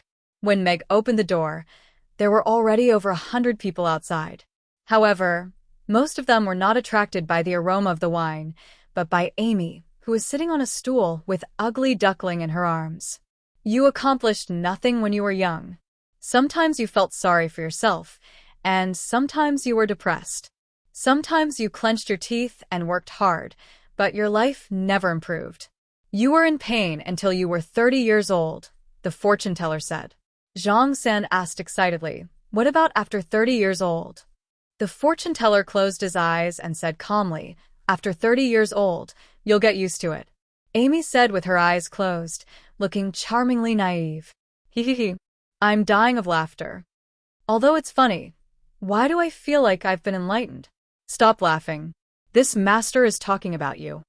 Everyone burst into laughter, and the response was very enthusiastic. The tavern was not open yet, but everyone was already attracted to the cute daughter of the tavern. Not only did the little girl look obedient and cute, but she also knew how to tell some interesting jokes, which made people unable to move their feet. It also helped to pass the time. After a busy day, everyone's mood became relaxed and happy. Is it time for business? Amy looked back at Meg, then stood up with a smile. She looked at the customers and said, Welcome to Saipan Tavern. We have the best wine, the most interesting jokes, and the cutest Amy. From Li Si's happiness +1. From Wang Wu's happiness +1. From Zhang San's distress +1. Amy looked at the life experience points that kept jumping in her mind, and her eyes curved into crescents as she smiled very sweetly. Boss, your daughter is so cute. Boss, my son is 5 years old this year. He's handsome, and his family owns a mine. Why don't we consider becoming in-laws? Boss, are you thinking of selling your daughter? The customers came in one after another, and the conversations they had were all strange. No. Meg refused firmly. Father, are there more guests? Amy asked with a smile as she approached Meg. Yes, Amy has attracted more customers for the restaurant. Meg smiled and patted Amy's head. The little girl was working very hard. Little cutie, I want to hear another joke from you, Vanessa said expectantly as she walked up and stared at Amy with her beautiful eyes. Earlier, she had been listening in the carriage for quite a while. She laughed so hard that tears came out of her eyes. She hadn't laughed so happily in a long time. She didn't expect to be amused by a 4-year-old girl today. Sure. Amy looked at Vanessa, tilted her head, and thought for a moment before saying, Zhang San went to attend the banquet, but he was stopped by a guard who questioned him. What's that bulging thing on your waist? Take it out. Zhang San lifted his clothes angrily and roared. It's meat. It was meat. I grew my flesh on my own. A fat man who had just stepped into the tavern stopped in his tracks. From Zhang San's distress +3. He. Vanessa was stunned for a moment, then laughed like a pig. Thank you for making me happy. Vanessa took off the white jade beads on her wrist and handed it to Amy. This is a little gift from Big Sister. Thank you, Big Sister. Amy took the beads and put them on her wrist happily. The customers behind couldn't help but take a few more glances, and their expressions were a little shocked. If they weren't mistaken, this should be a gift from the king to the princess on her birthday. Now, she was giving it to the owner of this tavern. This tavern is not to be messed with. Everyone came to a consensus. Amy's performance, the intoxicating aroma of the Maotai, and the reputation that was gradually spreading in the circle of Rhoda's officials, Saipan Tavern finally welcomed a grand occasion where it was almost full for the first time. Amy walked in and saw a chubby young man sitting by the window drinking alone. He was looking at the sky at a 45-degree angle with a melancholic expression. She couldn't help but ask curiously, Big Brother Chubby, why are you so sad? The chubby young man sighed and said gloomily, other people can ride horses and go on a trip whenever they want, but I can only follow in my father's footsteps and become a noble with an official position. Every day, I have to worry about these national affairs. Don't be sad. Although you don't have a trip whenever you want, at least you have a fat body. Amy comforted him. The chubby young man turned his head and looked at Amy, who had just left. From Zhang San's distress +3. This big brother seems to have a lot of mood swings. I can continue to farm them in the future. Amy thought to herself. In just a short while, she had already earned more than 80 life experience points from the customers. Ding dong. The total life experience points has exceeded 100. The exchange center is now open. You can use the life experience points to exchange for the corresponding items in the exchange center. At this moment, the system's voice sounded in her mind. Can I exchange it for snacks? I still want to drink fat otaku happy water. Amy's eyes lit up. She quickly opened her status panel. Host, Amy level, 1 out of 100, life experience points, 101 skills. Attribute appraisal, mission system 1. Side mission, Old Father's Wish. In progress, 2. Side mission, attack on cucumber. In progress, lottery system. Not open exchange center. Open for more functions. Please explore them on your own. Amy opened the new exchange center expectantly. He jumped to another glittering interface. Elementary Iron Sword, 50 experience points. Click to exchange. Elementary Wand, 100 experience points. Click to exchange. Forbidden Fireball Spell, 100 experience points. Click to exchange. Water of Life, 1,000 experience points per bottle. Click to exchange. That's it? Amy exited the exchange center with a disappointed expression. Elementary Wand is a must-have weapon for elementary magicians. The Fireball spell is a powerful spell that's easy to learn. As long as you work hard to earn life experience points, you can obtain.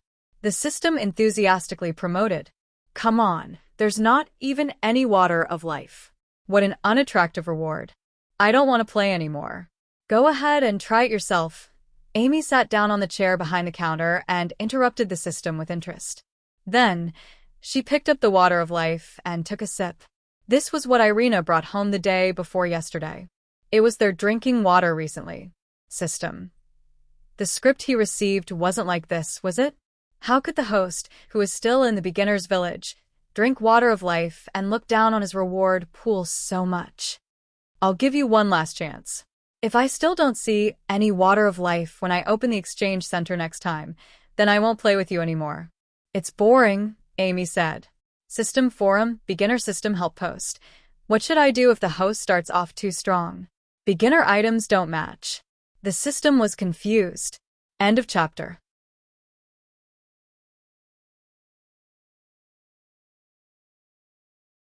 Chapter 2054. At 11 p.m., business ended. Meg closed the tavern's door and heaved a sigh of relief.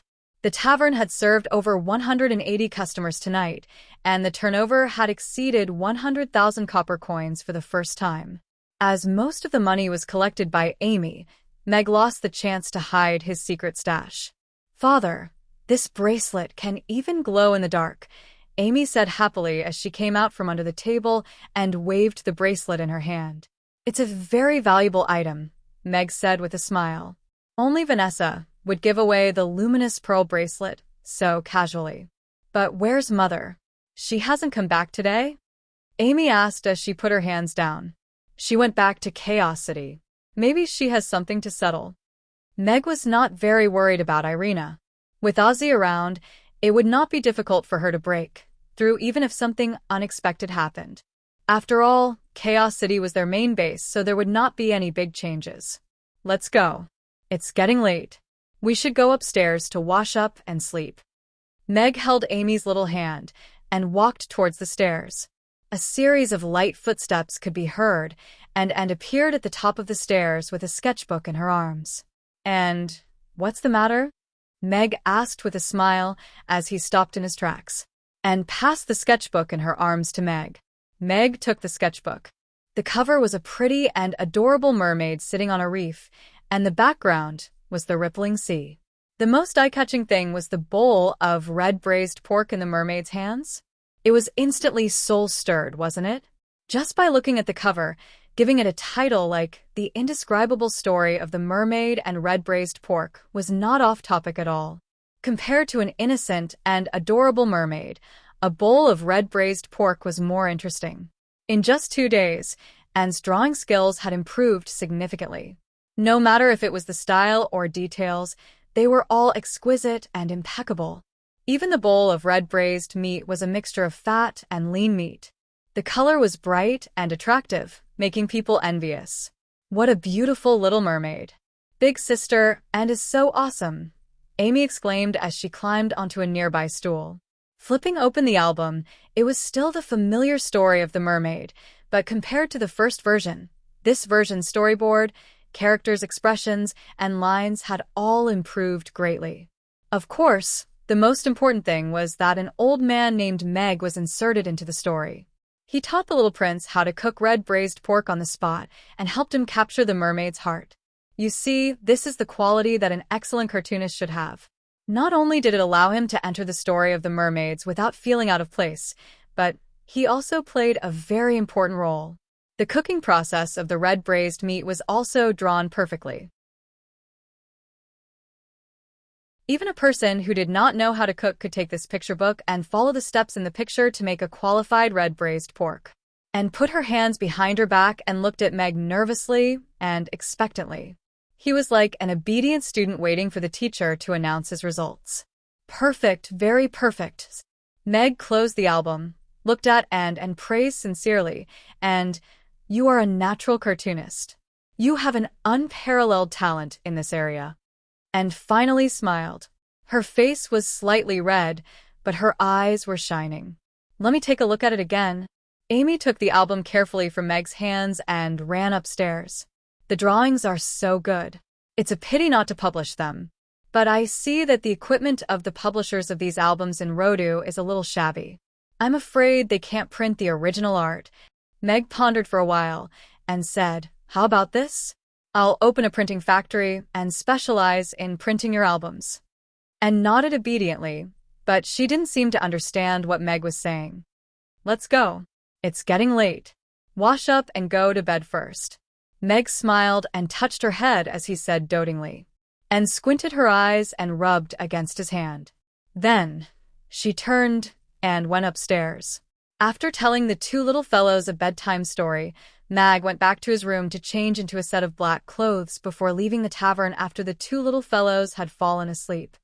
"Mr. Mac, this way." Noah waved in the dark alley. "How is it?" Meg asked Melanti as he walked into the alley. Melanti shook his head and said, "We've searched all over Rodu, but we couldn't find any traces related to the devil. Josh might have already left Rodu." "That's not good news." Meg frowned. Maybe he didn't leave, but just went into hiding? He's so sly, Noah interjected.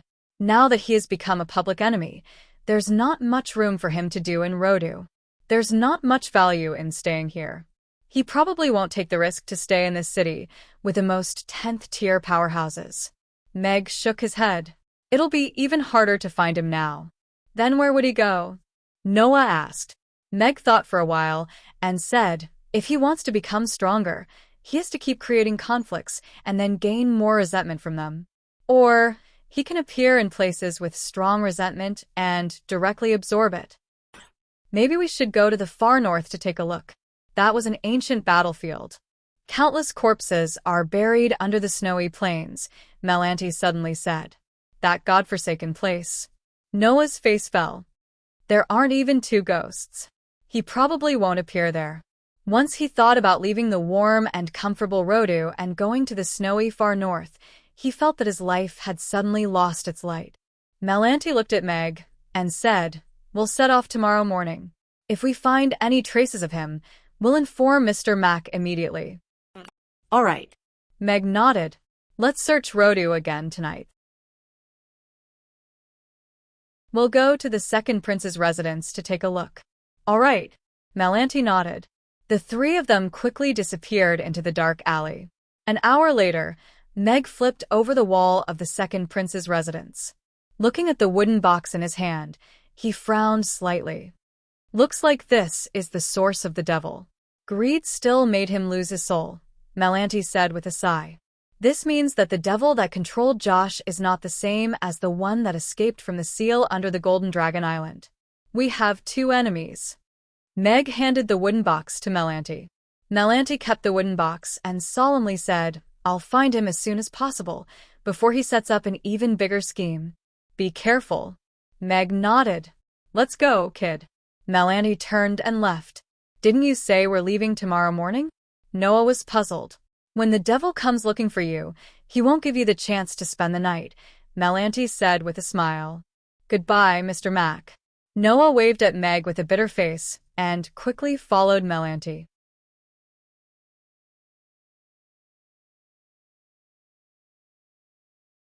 Chapter 2055. Meg wasn't in a hurry to return to the tavern. Instead, he went to Sean's mansion. He stood in the darkness at a street corner and looked at the luxurious mansion not far away with a frown. There were 2 10th-tier powerhouses auras there, but they couldn't stop him. However, it wasn't a good time to kill Sean tonight.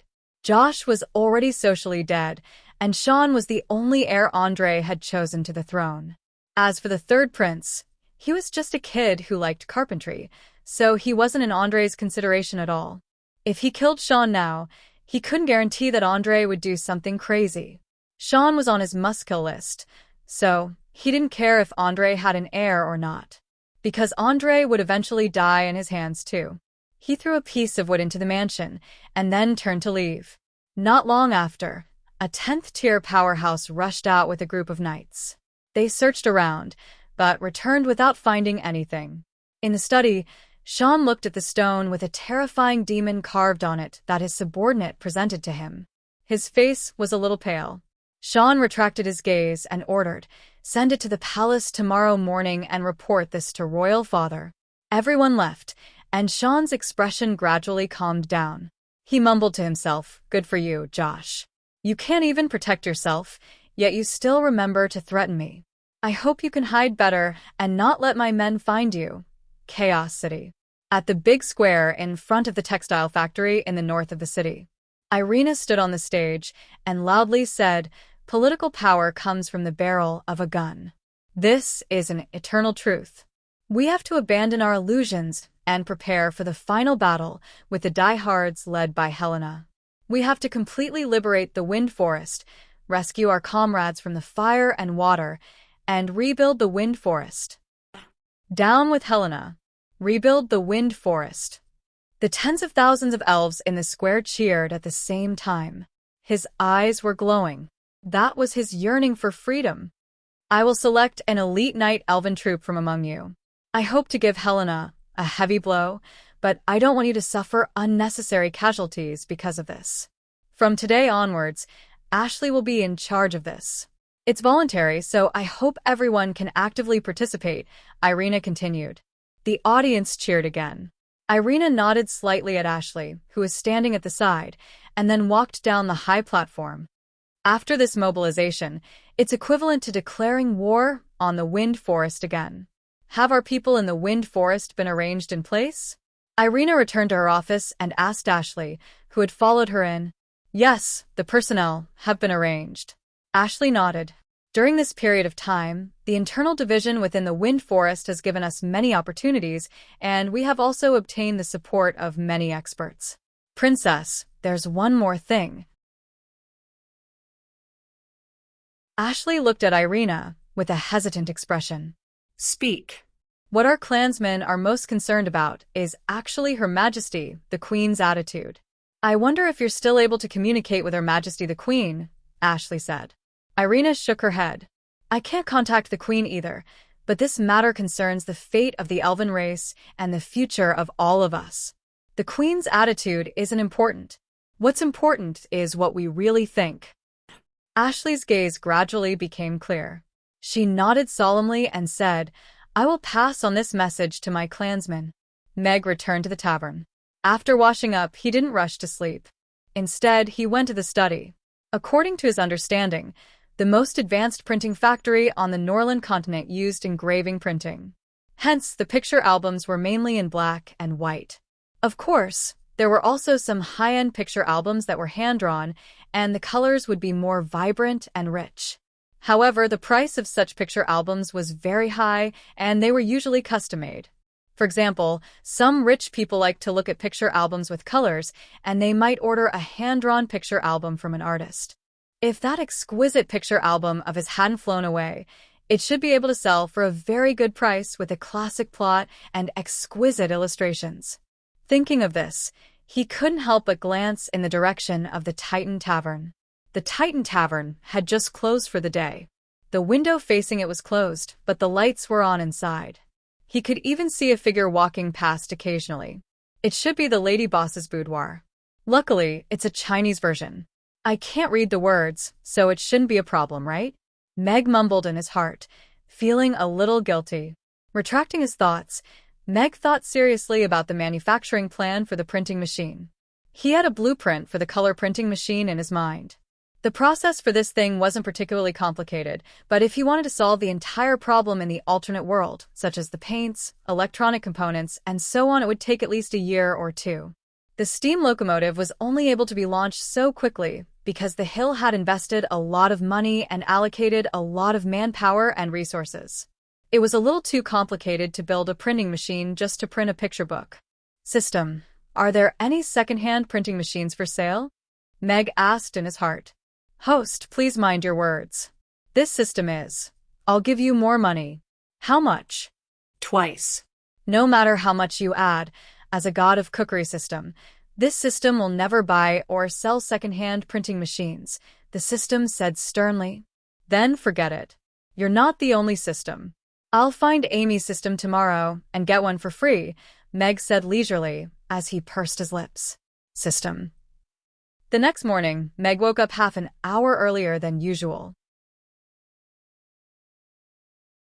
It wasn't that he was more diligent, but he was worried that Amy's stupid system would give her another breakfast of love mission. Of course, there was another reason. He wanted to make a different breakfast of love for Amy and Anne. He took out the dough that he had kneaded in advance last night from the fridge. After setting the temperature, it was now in the perfect state of fermentation. The dough was pressed onto the chopping board and ravaged. Meg's 2 hands went deep and easy, and it kept changing shape in his hands. It had been 2 days since he learned to make soup dumplings. Meg wasn't in a hurry to show them. Red oil wontons had become Amy's breakfast standard for the past 2 days, so he wanted to give them a different flavor today. After rolling the dough, Meg took out the meat jelly that he had cooked last night from the fridge. Meat jelly was a thick soup made from pig skin. It was the state it would take after it was frozen in the fridge. This was the difference between soup dumplings and normal dumplings. It was also the soul of soup dumplings. Before he learned how to make soup dumplings, Meg had always thought that the juice in the soup dumplings was injected with a syringe. In addition to the mincemeat, half of the stuffing was also filled with fresh crab meat and crab roe. Crab roast soup dumplings were a delicacy that was hard to resist. The crab meat and crab roe were stir-fried in a wok with spices to get crab oil. Then they were mixed together with the stuffing. Before he even started to make the dumplings, the spices were already making him salivate.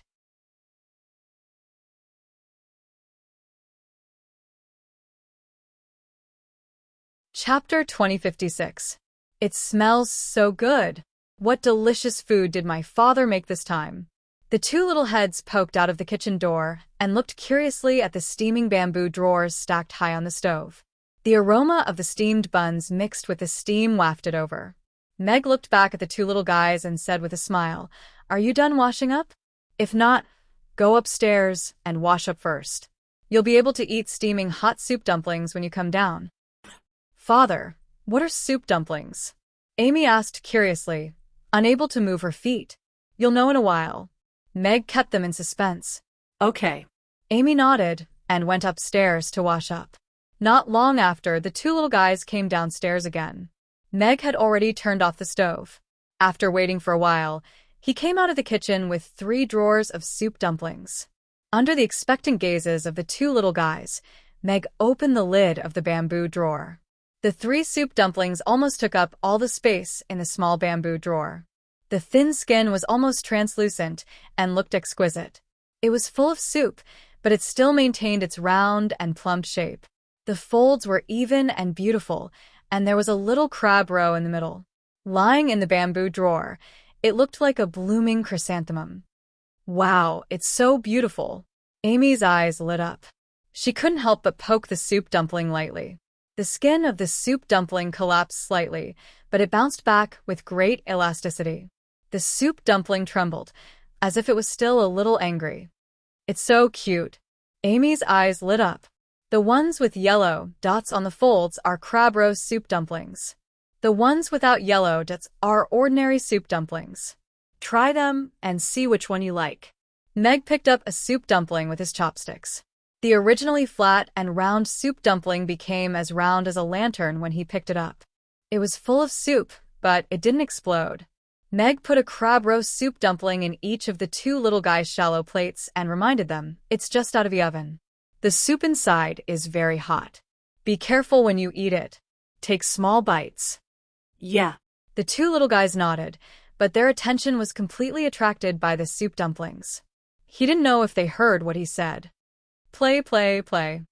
Amy gently poked her soup dumpling with her chopsticks and watched it shake on the plate. She had a lot of fun, and, on the other hand, was curiously looking at the soup dumpling from left to right, as if she wanted to see through it. Mag also picked up a crab roast soup dumpling for himself. His movements were quick. When the soup dumpling wasn't paying attention, he picked it up gently and quickly put it on his plate. No matter how one looked at it, it had a perfect appearance. Moreover, the condition of the buns was excellent. During the steaming process, there was no leakage of juice, nor was there any deformation or collapse. There was a particular way to eat soup dumplings. One had to gently bite through the skin of the dumpling and slowly suck up the soup inside. Only then would one eat the skin and filling of the dumpling. "Pay attention to the way I eat it," Meg said to the two little guys and lowered his head to take a bite of the bun skin. Hiss. It burned his mouth. The soup inside the freshly baked soup dumpling was still scalding hot. Meg almost gave up the bun in his mouth when he took a bite. The thin and tough skin was full of soup. When he opened his mouth and took a bite, the delicious soup poured into his mouth. The fragrance of the crab roe was intoxicating. The soup was extraordinarily delicious. Sipping it in small mouthfuls, he couldn't stop. As for the scalding sensation, it was completely suppressed by the deliciousness. When the soup was almost finished, the remaining skin was swallowed in one mouthful. The skin was chewy, and the meatball soaked in the soup was neither fat nor greasy. It was smooth in the mouth. Coupled with the taste of the crab meat and crab roe, it was really delicious. This is probably the peak of crab roast soup dumplings. Meg couldn't help but praise in his heart. It was worthy of being the soup dumplings that had broken his halberd countless times. The two little guys opened their eyes wide and watched Meg finish a soup dumpling. Gulp. The two swallowed their saliva at the same time. I want to try it too. Amy leaned forward, opened her mouth, and took a small bite of the soup dumpling. Then, she put her mouth on it and sucked the soup in small mouthfuls. Amy's delicate eyebrows raised slightly, and her eyes sparkled as if she had discovered a new world. After drinking the soup in one gulp, Amy raised her head and said in surprise, "This is so delicious. Crab meat soup, so good." After saying that, she picked up the remaining skin of the soup dumpling with her two small hands. It was too big for the little guy, so she couldn't eat it in one bite like Meg. She held it in her hand like a pancake and took a bite. Her little face was full of happiness, seeing the two of them eating with relish, and couldn't sit still. She lowered her head and took a bite of the soup dumpling. The corners of her mouth couldn't help but curl up as she sucked the soup. The soup was mellow and rich. It was oily, but not greasy. The soup dumplings were fresh and fragrant. The meat was tender, and the skin was soft. Such exquisite and special food was really amazing. And the cute appearance of the soup dumplings and the special way to eat them made her want to draw them into a picture book. After 3 soup dumplings, Meg was almost done eating, and also put down her chopsticks. But Amy still wanted more. She picked up her plate and licked the soup. Then, she looked at Meg and asked expectantly, "Is there more?" "I think I can eat 3 more." "I knew you wouldn't be full with 3. There are 3 more in the cage." Meg smiled, got up, and went to the kitchen to take out another basket of soup dumplings. "Father is the best." Amy raised her 2 little paws and happily reached out to pick up a soup dumpling from the bamboo drawer. Then, she lowered her head and continued eating. "Meg's mission today is to learn how to smack cucumbers, right?" Meg asked casually as he drank a mouthful of hot milk. Yes. Amy answered a little vaguely. The system said that today was the last day. She had to learn how to smack cucumbers. But how did Father know that? Amy paused in the middle of eating her soup dumplings and looked up at Meg. "Didn't you learn half of it yesterday? Of course you have to learn the other half today." Meg smiled. Yes. Amy nodded before continuing to eat her soup dumplings. "Isn't Big Sister Anne's picture book very beautiful?" Meg asked. "Yes, it's super beautiful. It's even more beautiful than the picture books we bought." Amy nodded. "Then shouldn't we print it, so that more people can see such beautiful picture books?" Meg asked with a smile. "Yes, that way more people will be able to experience happiness." Amy nodded in agreement. Meg heaved a faint sigh and said, "But the printing shops in Rodu can only print black and white picture books. If we make and draw the same picture book every day, it'll be a waste of our talent and tiring. If only we had a printing machine that could print many different colors." "Yes, if only we had a machine that could print the picture books on its own," Amy chimed in. "Amy, don't you have a wishing well? Why don't we make a wish for a fully automated printing machine? If we can't even fulfill such a small wish, then we'll just fill up the well." Meg took a sip of milk and said in an indifferent voice, "That must be a fake wishing well." Life experience system. "I feel like there's something wrong with this guy, but I have no proof." On the system forum, Life Experience System posted a request for help. "Newbie system, please purchase a second-hand, fully automated color printing machine for Little Mistress. Seniors, please raise your hand and buy something at a better price." Replies, Negative Emotion System. "You're a disgrace to our emotion system." Bootlicker System. "That's right, the posture has to be perfect and all the requirements have to be met." Myriad World Trade System. "Which model do you want? I have all of them here, and I can even give you cheaper consumables with a 100-year warranty." Cooking God System. "What a joke. I almost posted this in the morning. Thankfully, I stuck to my principles and bottom line as a system." Livestream System replied to Cooking God System, "If your host adds 1 more copper coin, this post will be yours."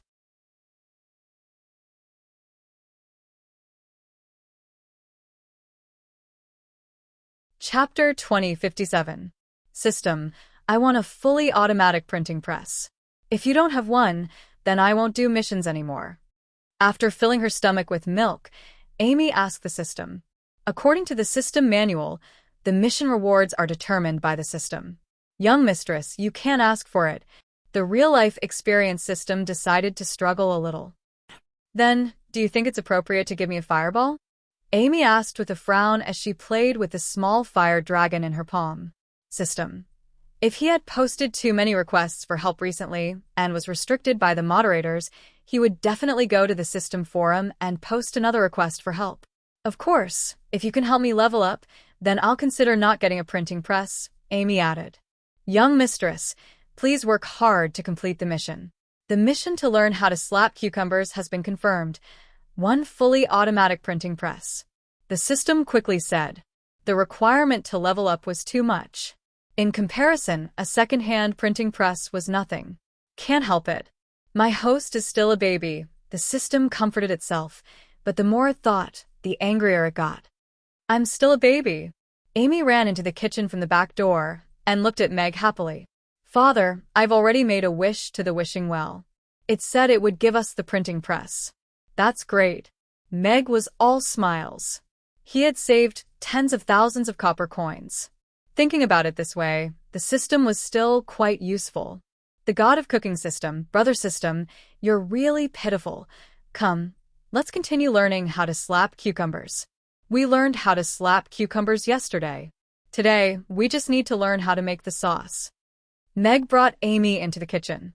Making the sauce didn't require any control of strength, nor did it require any culinary talent. There was a fixed amount of each seasoning. Amy was a smart child, so she picked it up very quickly. A portion of cucumbers that were smashed beyond recognition, and a bowl of sauce that was not too bad was mixed together. After mixing the two together and putting them into the fridge, a portion of slightly ugly smashed cucumbers was ready. A barely formed slapped cucumber. Ding dong. Young mistress, congratulations on completing the attack on cucumber mission. Reward obtained. A second-hand, fully automated printing press from Nebula M78. The reward can be given out at any time. Because the reward item is too large, it cannot be placed in the well. Young master, you can choose the location to give it out. The system's voice rang out in Amy's mind. Is that so?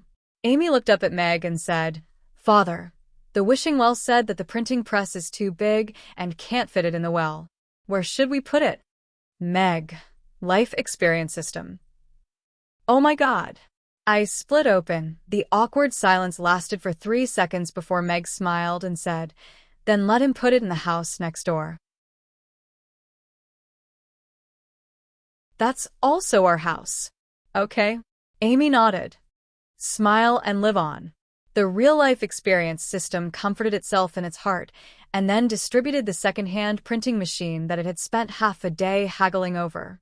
This second-hand nuclear-powered printing press had been in the warehouse of the multiverse system M78 for many years, so it was given the price of scrap metal. Of course, dozens of tons of scrap metal was still quite expensive. But what else could it do? If it couldn't be moved, young master would ask it to provide a power station and a substation. Then it would really have no place to cry. That's right. Although this was a fantasy world, there was electricity in this house.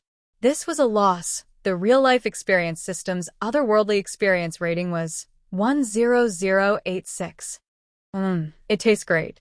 Amy made it well. Meg tasted the cucumber with garlic sauce made by Amy. Although it looked a little terrible, the taste was still okay. After all, it was the same recipe and the steps were the same, so the taste shouldn't be too bad. Hee hee. A happy smile appeared on Amy's little face. Sister, and try my cucumber with garlic sauce.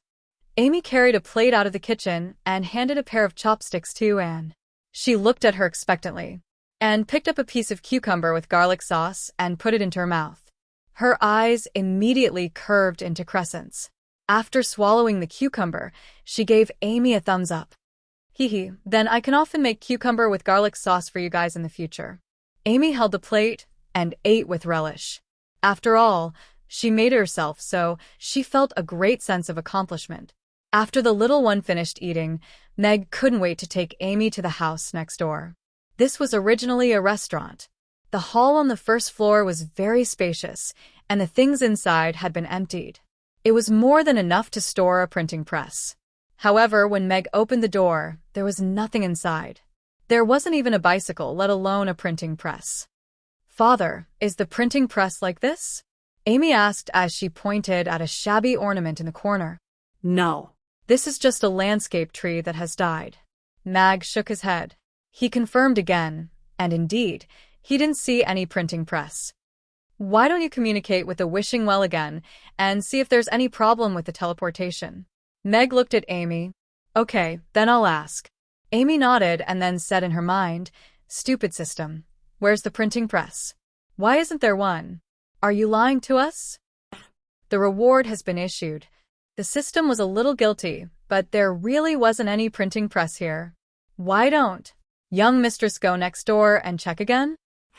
"Father, let's go next door and check. Maybe this is a stupid wishing well." Amy looked at Meg and said, "Okay, these idiots do often do such things." Meg nodded and pointed Amy to the house next door. Coincidentally, that was also his house.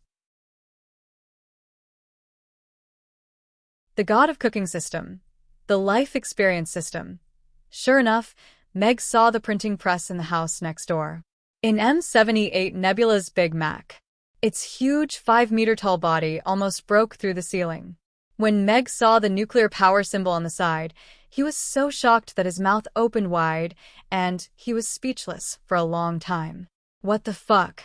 Ultraman Planet was indeed different. Even nuclear power could be used on a printing press. Was it going to be printed until the end of time? Meg walked around the Big Mac that took up almost 50 square meters and then picked up a manual in the corner. As an outstanding graduate of mechanical design, it was not a problem for him to read the manual. "Father, what's this red button?" Amy's voice came from the side. Meg looked over and said calmly, "Oh, that's a self-destruct button. Can I press it?" Amy asked. "If Meg presses this button, this street will be gone," Meg said with a smile. This was still a conservative way of saying it.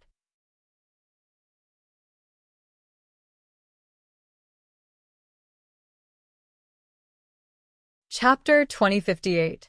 Meg was very satisfied with this nuclear-powered printer.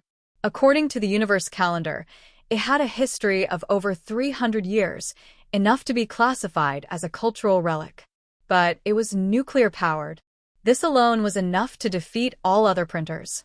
Moreover, this printer was not an ordinary paper printer. It was actually a high-grade 3D printer with a design desk. As long as you provided complete blueprints and detailed settings, it could print anything for you. Perfect. This is a designer's treasure. Meg's eyes lit up. This would save him a lot of trouble in communicating with other craftsmen. It had truly achieved the closed loop of designer equals products. There were no middlemen to profit from the difference in price. In the room next door, Meg found an entire room full of printing paper. Other than the paper and raw materials, the printer itself did not need to be replaced with any printing consumables. According to the manual, the consumables were enough to last the printer for 100 years. If you could not live past 100 years, it could still send you off. System, look at what the system did. Once and for all. How beautiful, Meg said in his mind. Hatue, throw the system away. The system said in disdain. By the way, you still haven't found out what kind of system Amy's system is? Meg asked again. Idiotic systems like this would usually attract each other, right? According to the system's rules, systems are not allowed to communicate or interact with each other. They are also not allowed to investigate the identity of the other or the other's host. Therefore, the system will not investigate what kind of system it is, nor will it disclose any relevant information to the host, the system said solemnly. All right, then I'll just treat it as an idiot wishing well. That's not bad. Meg nodded. System. Try turning it on. Meg asked Amy and to stand to the side, then press the power button. Rumble. The machine let out a continuous sound like the sound of a tractor starting up. The ground began to shake violently, and the house trembled violently.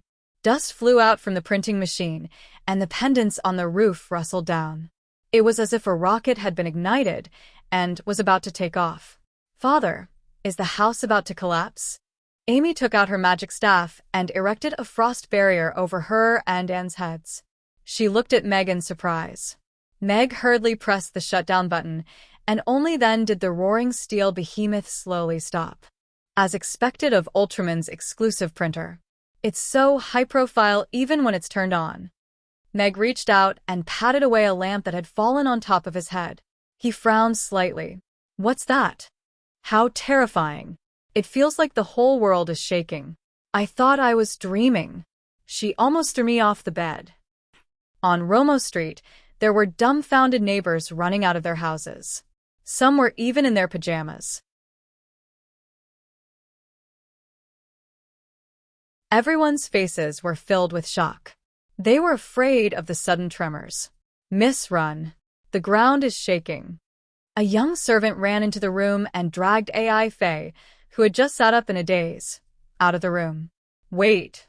AI Faye put on a jacket and pulled out a thick book from under her pillow.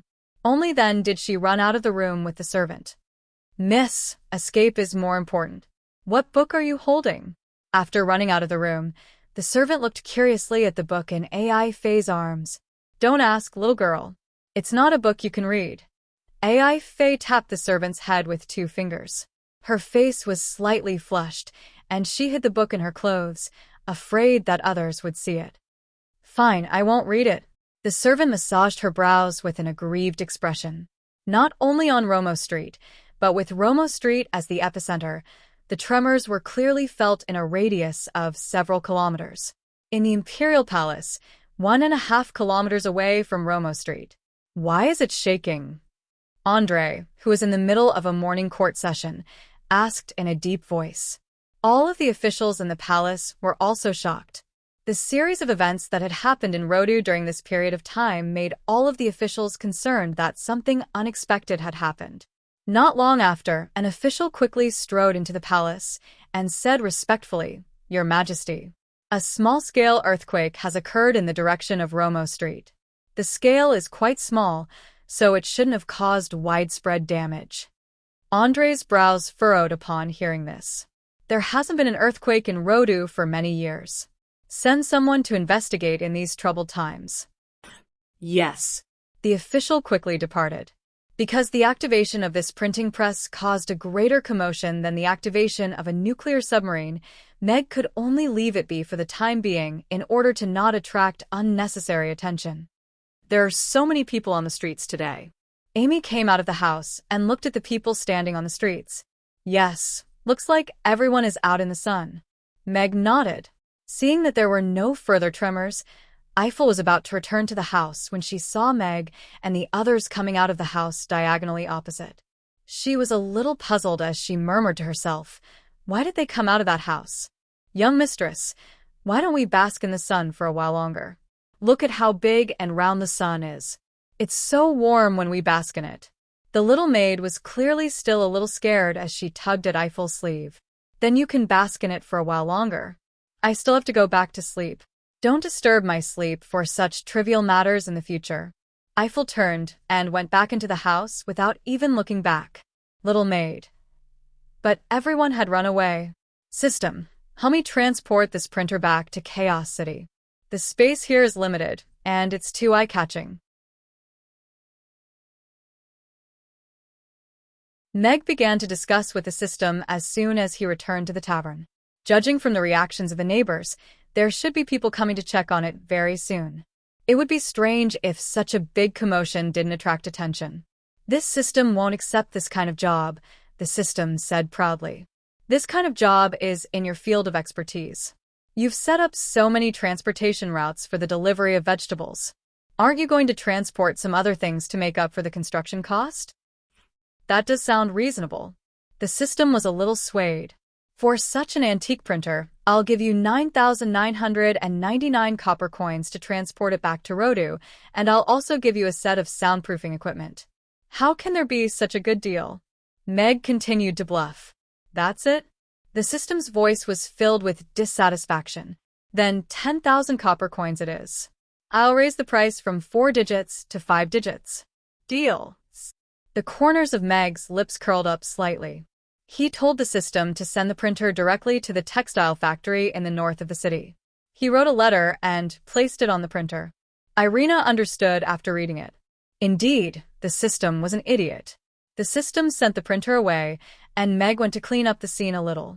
He made the house look like the epicenter of an earthquake and erased all traces of the printer's existence. As expected, a group of officials came to investigate not long after. They focused on Romo Street, but they still concluded that there was an earthquake and ended the investigation hastily.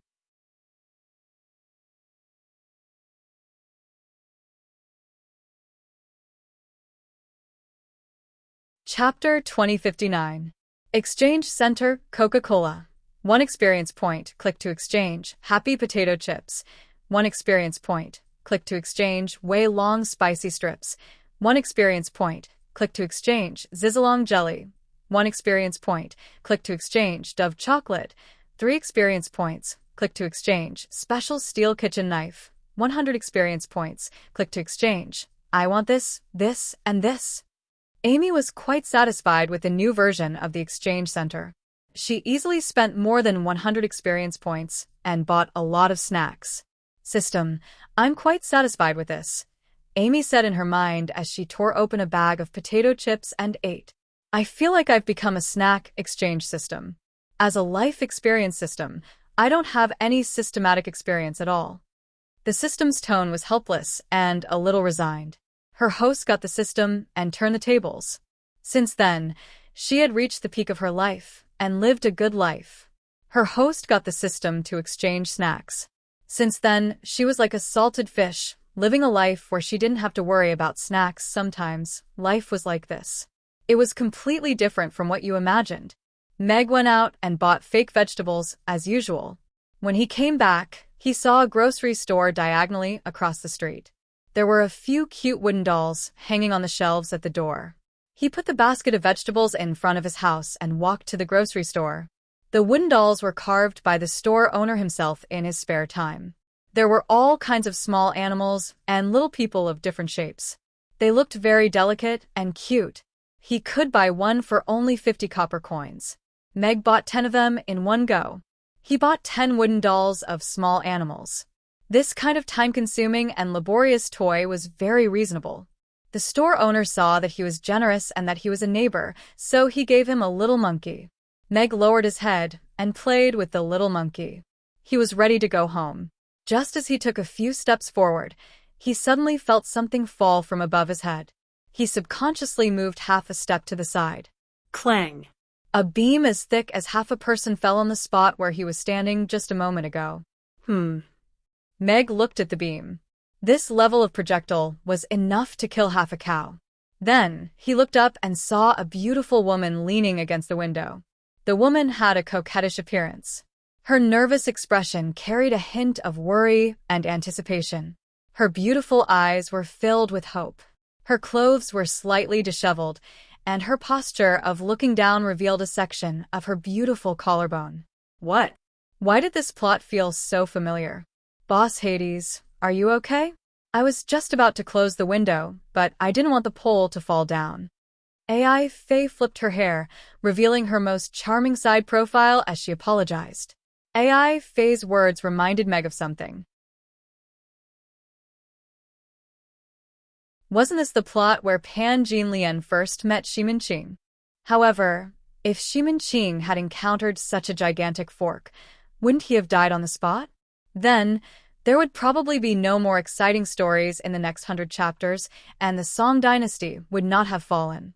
But why would AI Faye suddenly do this? Was it really an accident? Or was it a deliberate imitation? Meg suddenly felt a little guilty when he thought of the Jean Ping Mei that flew into someone else's window. Could it be? But if that would be a little bad. I'm fine. I just received a little shock. Meg slightly nodded and prepared to leave.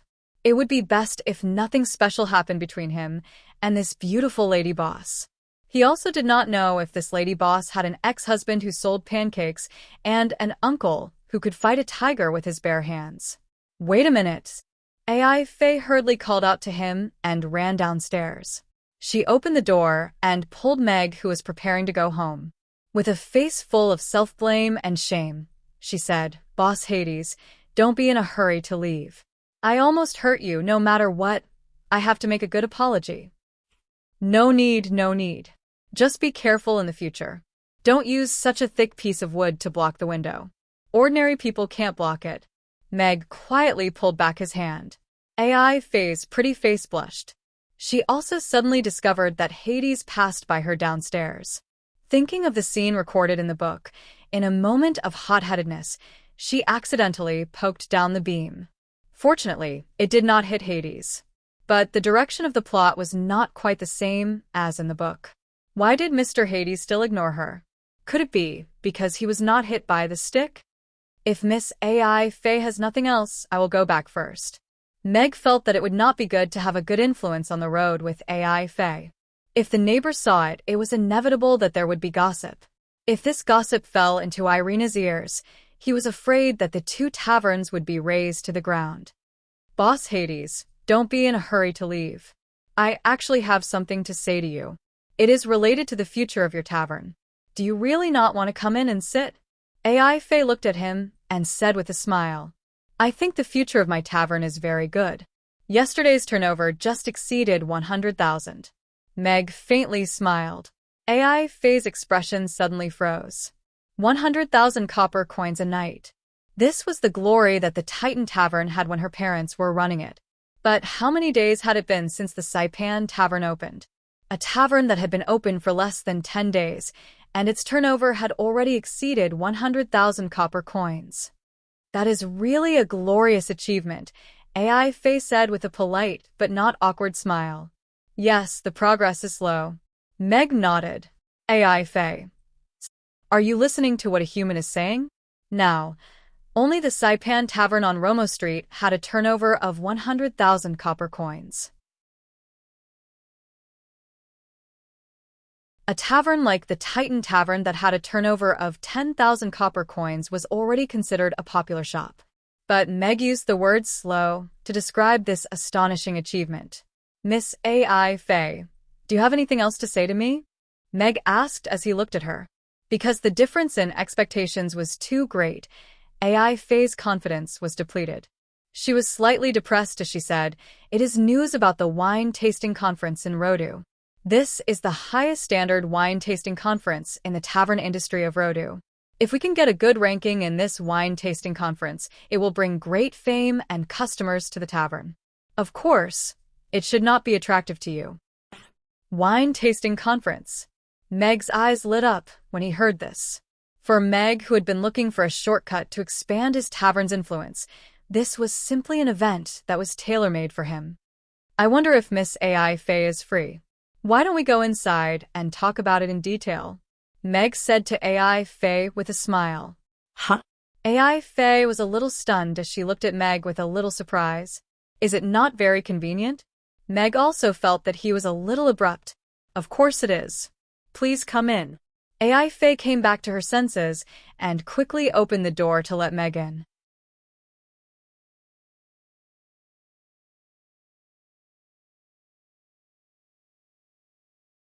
Chapter 2060. Boys had to protect themselves outside and not enter unfamiliar taverns casually. Although they were neighbors, it was Meg's first time entering the Titan Tavern. Unlike its boorish name, the interior of the Titan Tavern was rather warm and cozy. It had a family style. This surprised Meg a little. After all, this was the most popular tavern on Romo Street, and it actually had a refreshing style. Take a seat here. Do you want a drink? Effie asked with a smile as she arranged for Meg to sit at a seat near the wine cabinet. It's broad daylight. Let's not drink. Meg shook his head. He looked at Effie and said, I would like to ask Miss Effie about the details of the wine tasting conference. With the current momentum of Mr. Hades' tavern, it will be full even if he doesn't participate in this wine tasting conference. Effie sat down opposite Meg and looked at him with her beautiful eyes. However, I think Mr. Hades also has the ambition to let more people know about the wine he brews. He's a man. Who doesn't have ambition? Meg nodded. This was a good reason. Yes. Men are much more ambitious than women. They all want to have multiple wives, Effie said with a smile. Air.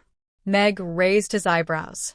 He felt that this turn of events was a little too sudden. Effie continued, the wine tasting conference is an annual event for the tavern industry in Rodu. The taverns in Rodu, and even the other cities in the Roth Empire, will bring out their best wine to compete at the wine tasting conference.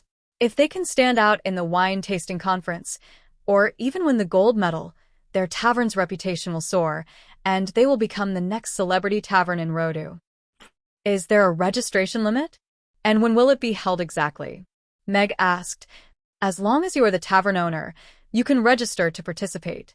However, you have to use the wine brewed exclusively by this tavern. This event has been in preparation for a month.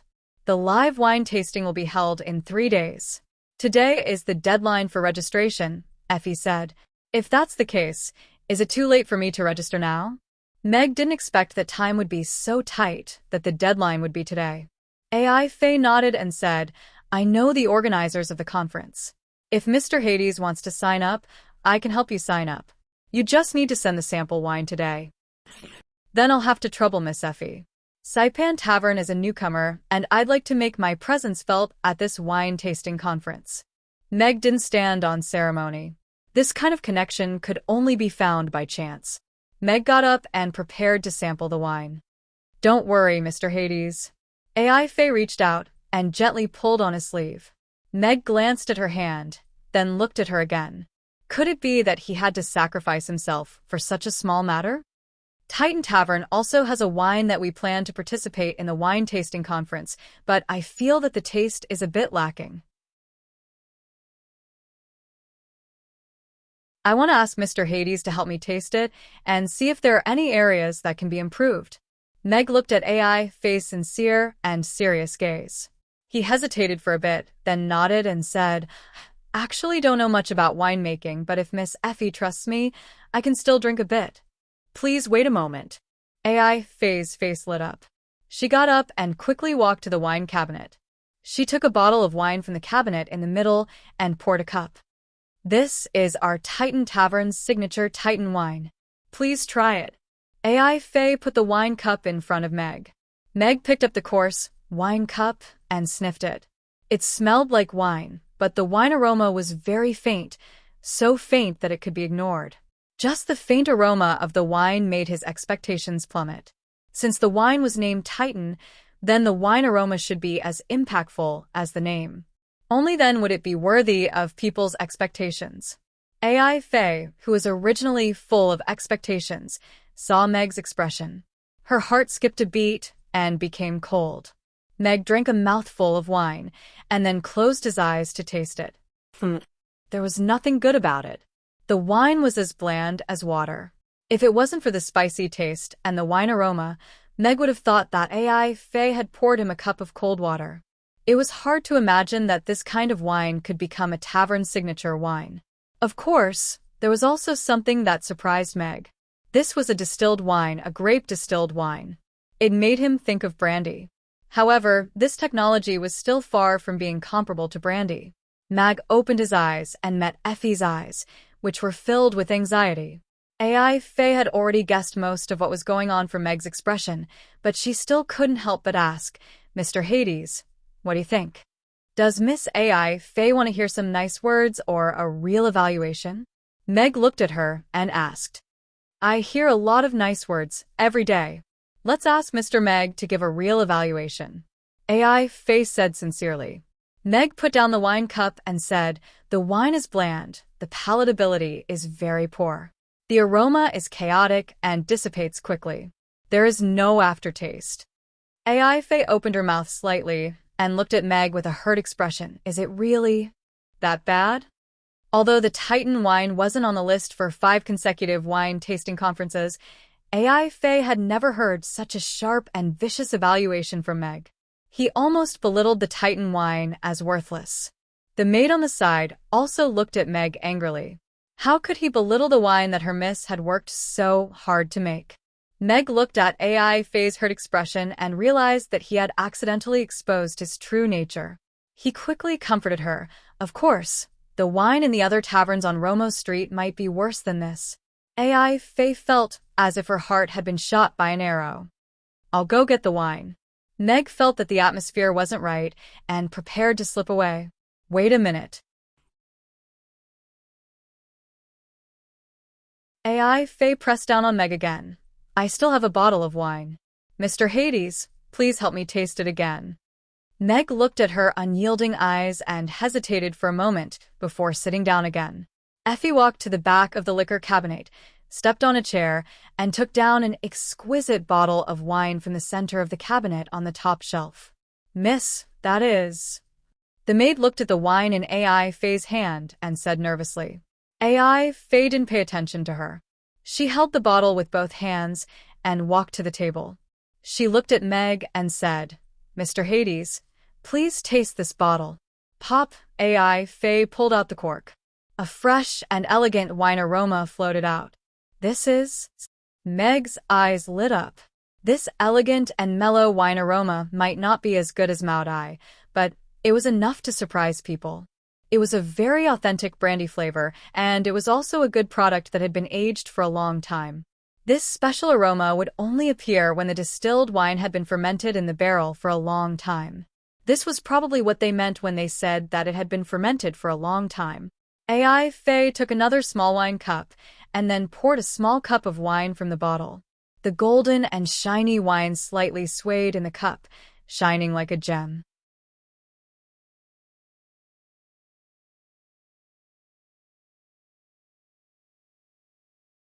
Chapter 2061. Meg was indeed a little stunned. This glass of wine was impeccably beautiful, whether it was the aroma or the color. The elegant and delicate grape aroma, the rich wood aroma, and the clear golden liquid all showed the quality of this wine. On the Norland continent, other than Hannah's rum, this was the second wine that could amaze him. It was the brandy aroma. It was pure enough, and it had been in the cellar for a long time. It was worlds apart from the Titan wine that Effie poured for him earlier.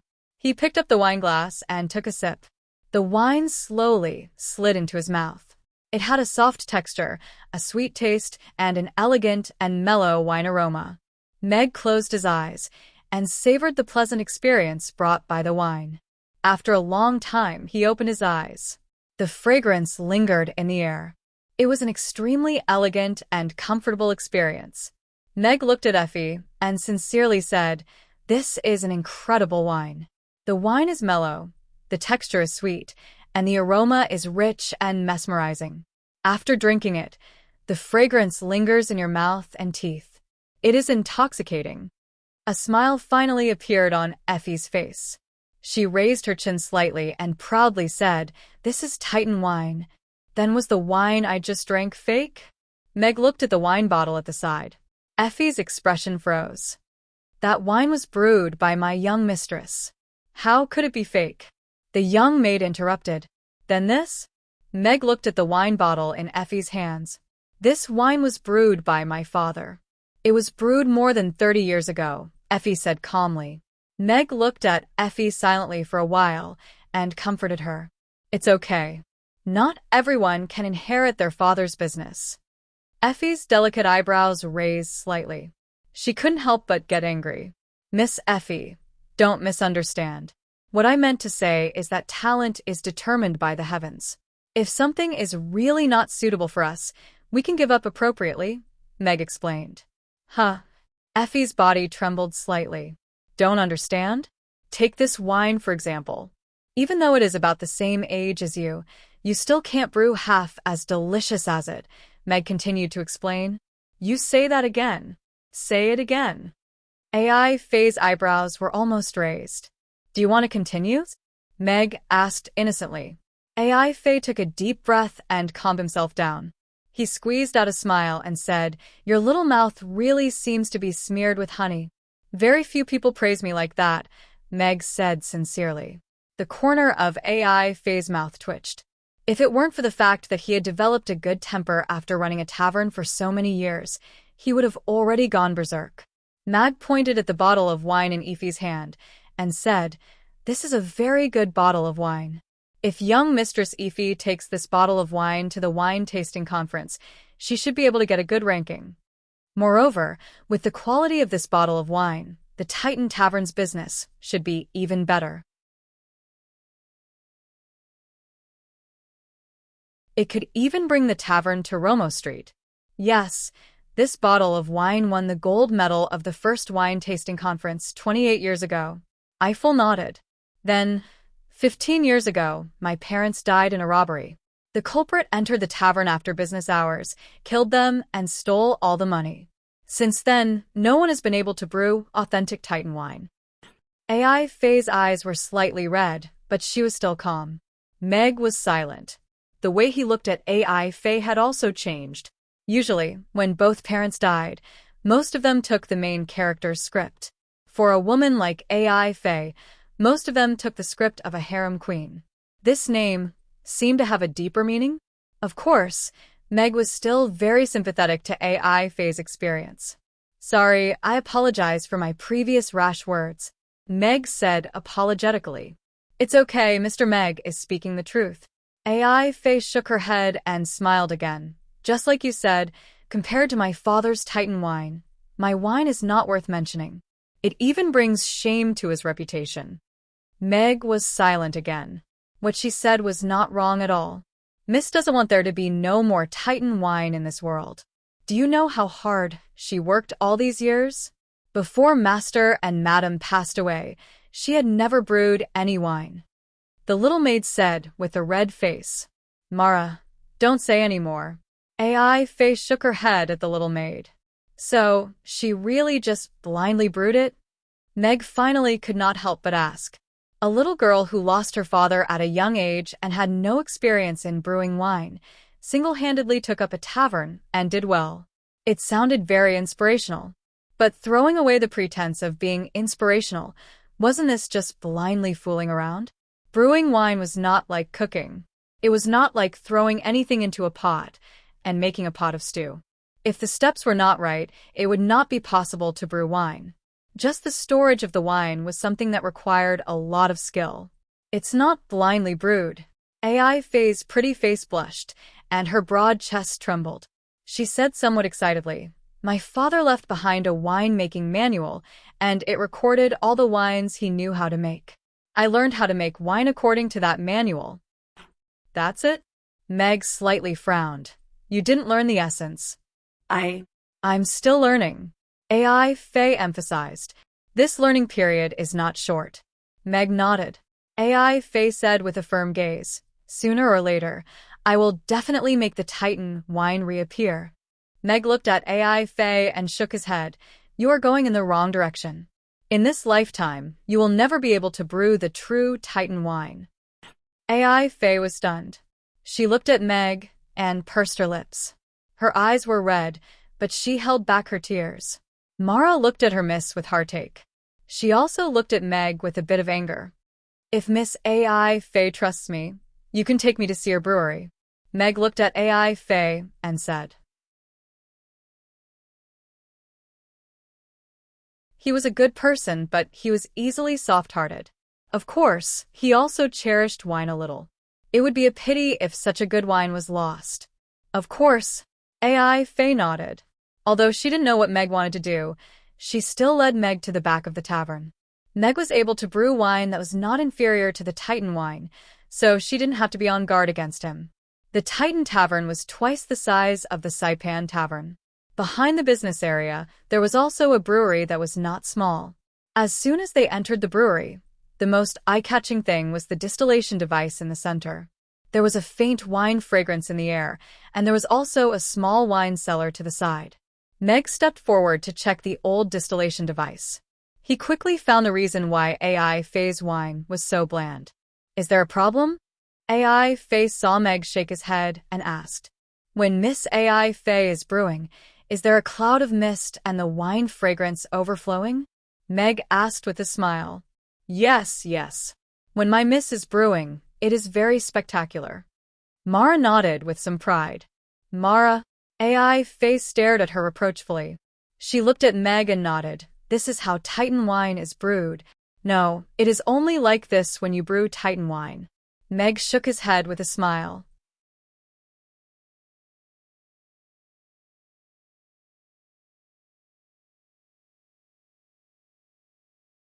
Chapter 2062.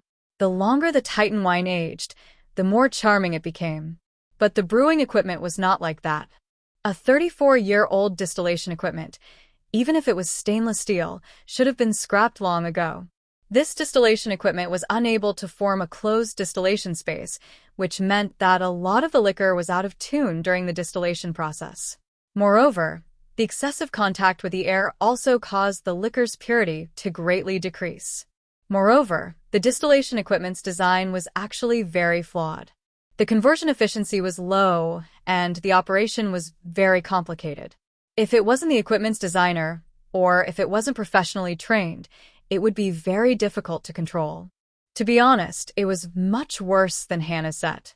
Meg had designed a complete set of equipment for Hannah's rum factory, so he could naturally see the flaws in this set of equipment. But Father's distillation was also like this. Ify frowned. When she was young, she had clearly seen her father's distillation with steam lingering around it. This set of equipment is too old, and its production efficiency is very low. There is also a problem with the way you use it. The essence of the distilled liquor is in the mist, but you let it escape in vain. Therefore, the liquor that is brewed is as bland as water. Mag looked at AI Faye and said, "If I didn't guess wrongly, the production rate of your wine is very low, so you could only increase the amount of water used during the concoction, which further lowered the quality of the wine." Ify slightly opened her mouth and looked at Meg in disbelief. Was this guy secretly observing her? My Moutai wine and your Titan wine's brewing process are similar, so I can see the problem with your set of equipment. Of course, your brewing process may also have a problem, but I haven't seen you brew, so I can't say. Meg explained. Ify suddenly understood. She reached out and gently stroked the old distillation equipment. After a long time, she seemed to have made up her mind. She looked back at Meg and sincerely said, "Mr. Hades, can you help me improve this set of equipment? I am willing to pay you a suitable fee." "There is no need for the fee. Just take it as a reward for Miss Ify telling me about the wine tasting conference." Meg smiled and shook his head. He took out a tape measure and measured the dimensions of the distillery. He stood to the side and thought for a while. He looked at Ify and said, "Can I see Miss Ify's wine brewing manual?" This. AI Faye hesitated. "Don't get me wrong. I'm not craving for your wine recipe. I want to customize a set of distillation equipment for you according to your winemaking method. It'll be done in one step and minimize the possible impact of the operation," Meg explained. AI Faye looked at Meg and hesitated for a moment before nodding. "Please wait a moment." Not long after, AI Faye returned with a yellowed booklet and solemnly handed it to Meg. It was a booklet full of age. The craft paper cover had already been worn out, but it was still very clean. It could be seen that AI Faye treasured it. Flipping open the booklet, Meg quickly found the method to brew Titan wine. Just as Mag had guessed, the brewing method of Titan wine was very similar to brandy. All of the ingredients and recipes that were required to brew this wine were recorded in detail, as well as all of the steps involved in the brewing process. However, the instructions on how to use the brewing equipment were very brief. AI Faye's father was in the prime of his life at that time. Perhaps he hadn't considered the issue of inheritance, so he naturally didn't need to record the operation that he already knew. It was because of this that AI Faye, who had no foundation in winemaking, had a very bumpy road to becoming a winemaker. At the end, there were 2 unfinished sketches, which were his ideas for improving the distillation equipment. "Your father is an exceptional brewer, as well as a designer with his own ideas," Mag said to Effie with a serious expression as he closed the book. "If my father heard your praise, he would be very happy." AI Faye's face finally revealed a smile. She said rather proudly, "This distillery, the entire tavern and the underground wine cellar were all designed by him. The steps of brewing are very detailed. I'm sure that Miss AI Faye has become proficient in these years. However, your distillery should be overturned and rebuilt." Meg looked at AI Faye's eyes. "You should start your own era and not just guard the glory that he left behind." AI Faye was silent for a moment and nodded with a solemn expression. Meg smiled. "I will draw the blueprints for the distillery for you. I will also draw the blueprints for the distillation equipment.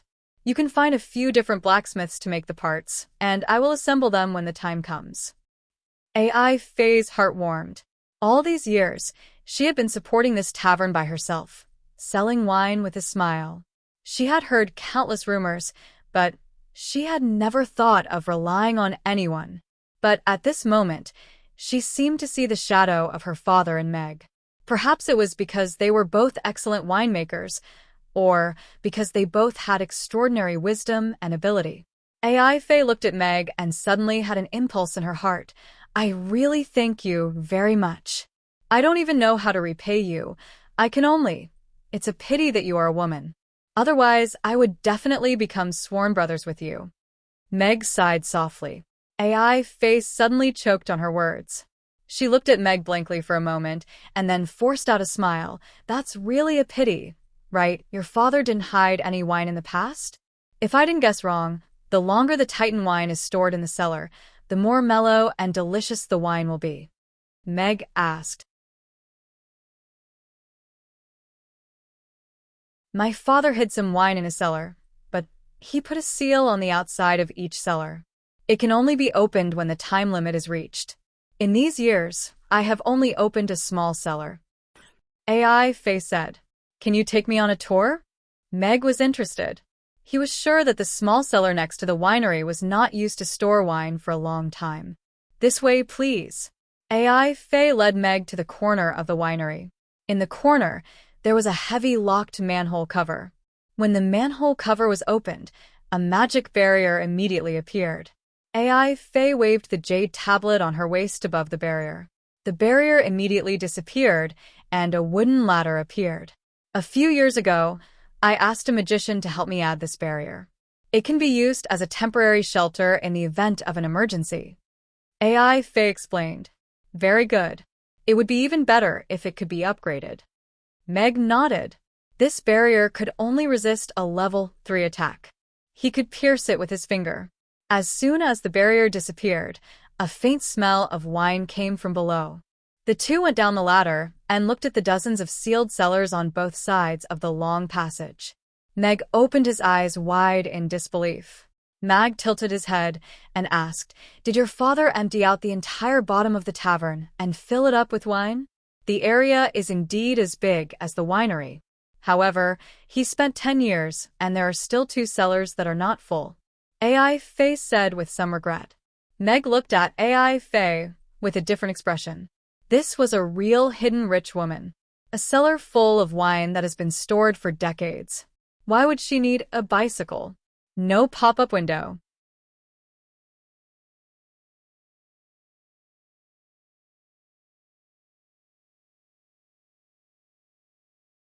Chapter 2063. Meg checked F's wine cellar.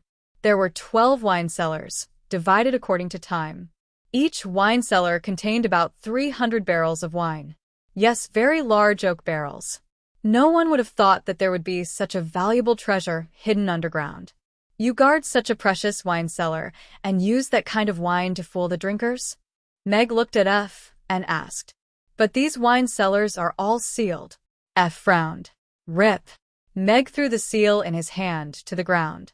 Now there is no seal, and you have 300 barrels of 30-year-old authentic Titan wine, Meg said with a smile. F's mouth was slightly open. He looked at the seal on the ground, and then at the door of the wine cellar. This is the wealth your father left for you. You shouldn't leave them all in the wine cellar to reminisce. Instead, you should let them continue to dominate the world of wine, just like your father did in the past. Meg pulled open the old lock on the door and gently pushed open the door of the wine cellar. The faint aroma of wine accompanied the smell of oak barrels. Although it was underground, the ventilation system was very good. Even after several decades, there was still no stale smell. Of course, when you finish the wine in this wine cellar, I hope you can put the Titan wine you brewed back into the wine cellar. Meg looked at F, who was a bit lost in thought, and said. F looked at Meg and solemnly nodded. I will. Meg walked into the wine cellar and reached out to touch the oak barrels. He suggested, I personally suggest you use the wine in this wine cellar to participate in the wine tasting conference. Then use this batch of Titan wine to replace the Titan wine in your tavern. Fill it in small bottles and increase the price of the wine. This will allow the Titan Tavern to once again enter the ranks of high-end taverns. What price should I set? At least 2,000 copper coins per bottle. This is a true treasure left behind by a master. Every bottle you drink is one less bottle. But back then, my father only sold it for 200 copper coins per bottle, AI Faye said in surprise. Meg rolled his eyes.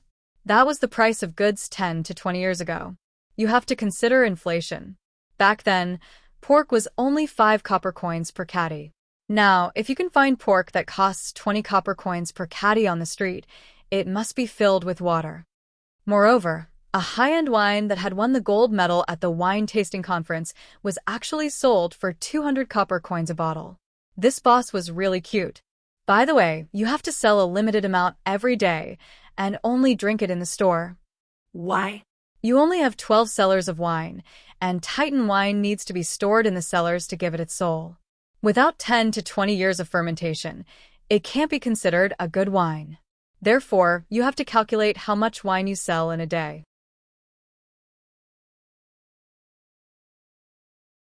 The wine in these 12 wine cellars can support your tavern for 20 years.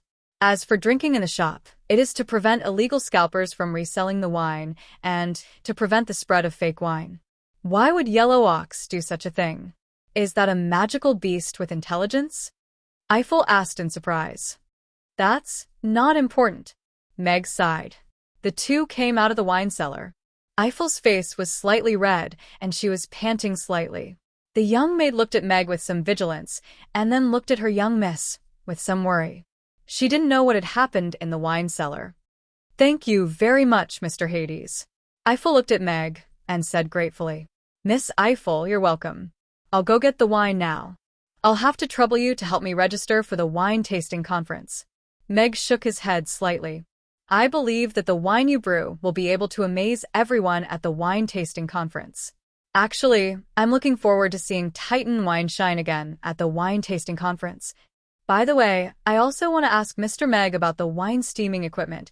Half an hour later, Meg walked out of the Titan Tavern with a hand on his waist. It was really difficult to explain some mechanical principles to a woman. Father was dragged into the Titan Tavern for an hour by the neighbor's beautiful sister, and then walked out with a hand on his waist. Amy, who was writing in her diary by the window, saw this scene and added another sentence in her diary. Meg returned to the tavern and took a bottle of Mao Tai to Eiffel first. It wasn't that the whiskey wasn't good, but he felt that it was enough to be in the limelight once and leave some face for his peers. As for why he helped Eiffel so enthusiastically, it was actually just a business deal. He would have to leave Rhodes sooner or later, and the Saipan Tavern might also close down. For the value of the more than 100 houses on Romo Street, he would be able to make a profit if an iconic tavern could exist for a long time. If the Mao Tai and Titan wine both won the gold medal in this wine tasting conference, then these two dazzling stars would be enough to attract the attention of all the wine lovers in Rodu to Romo Street. As long as there was enough attention and people came, then the business would naturally flourish. He bought this half of the street, and the price would naturally rise. This was a business that guaranteed profit and no loss. As for liking Eiffel, was this a joke? How could this be? After all, he had a beautiful wife at home. This is the reason why you came out of the Titan Tavern with your hands on your waist? Irina crossed her arms and scrutinized Meg, who was leaning against the wall. No. Maybe Amy misunderstood something. It's not like that. Meg looked aggrieved. My waist must be sore after sitting for so long. Hee hee. Irina laughed coldly.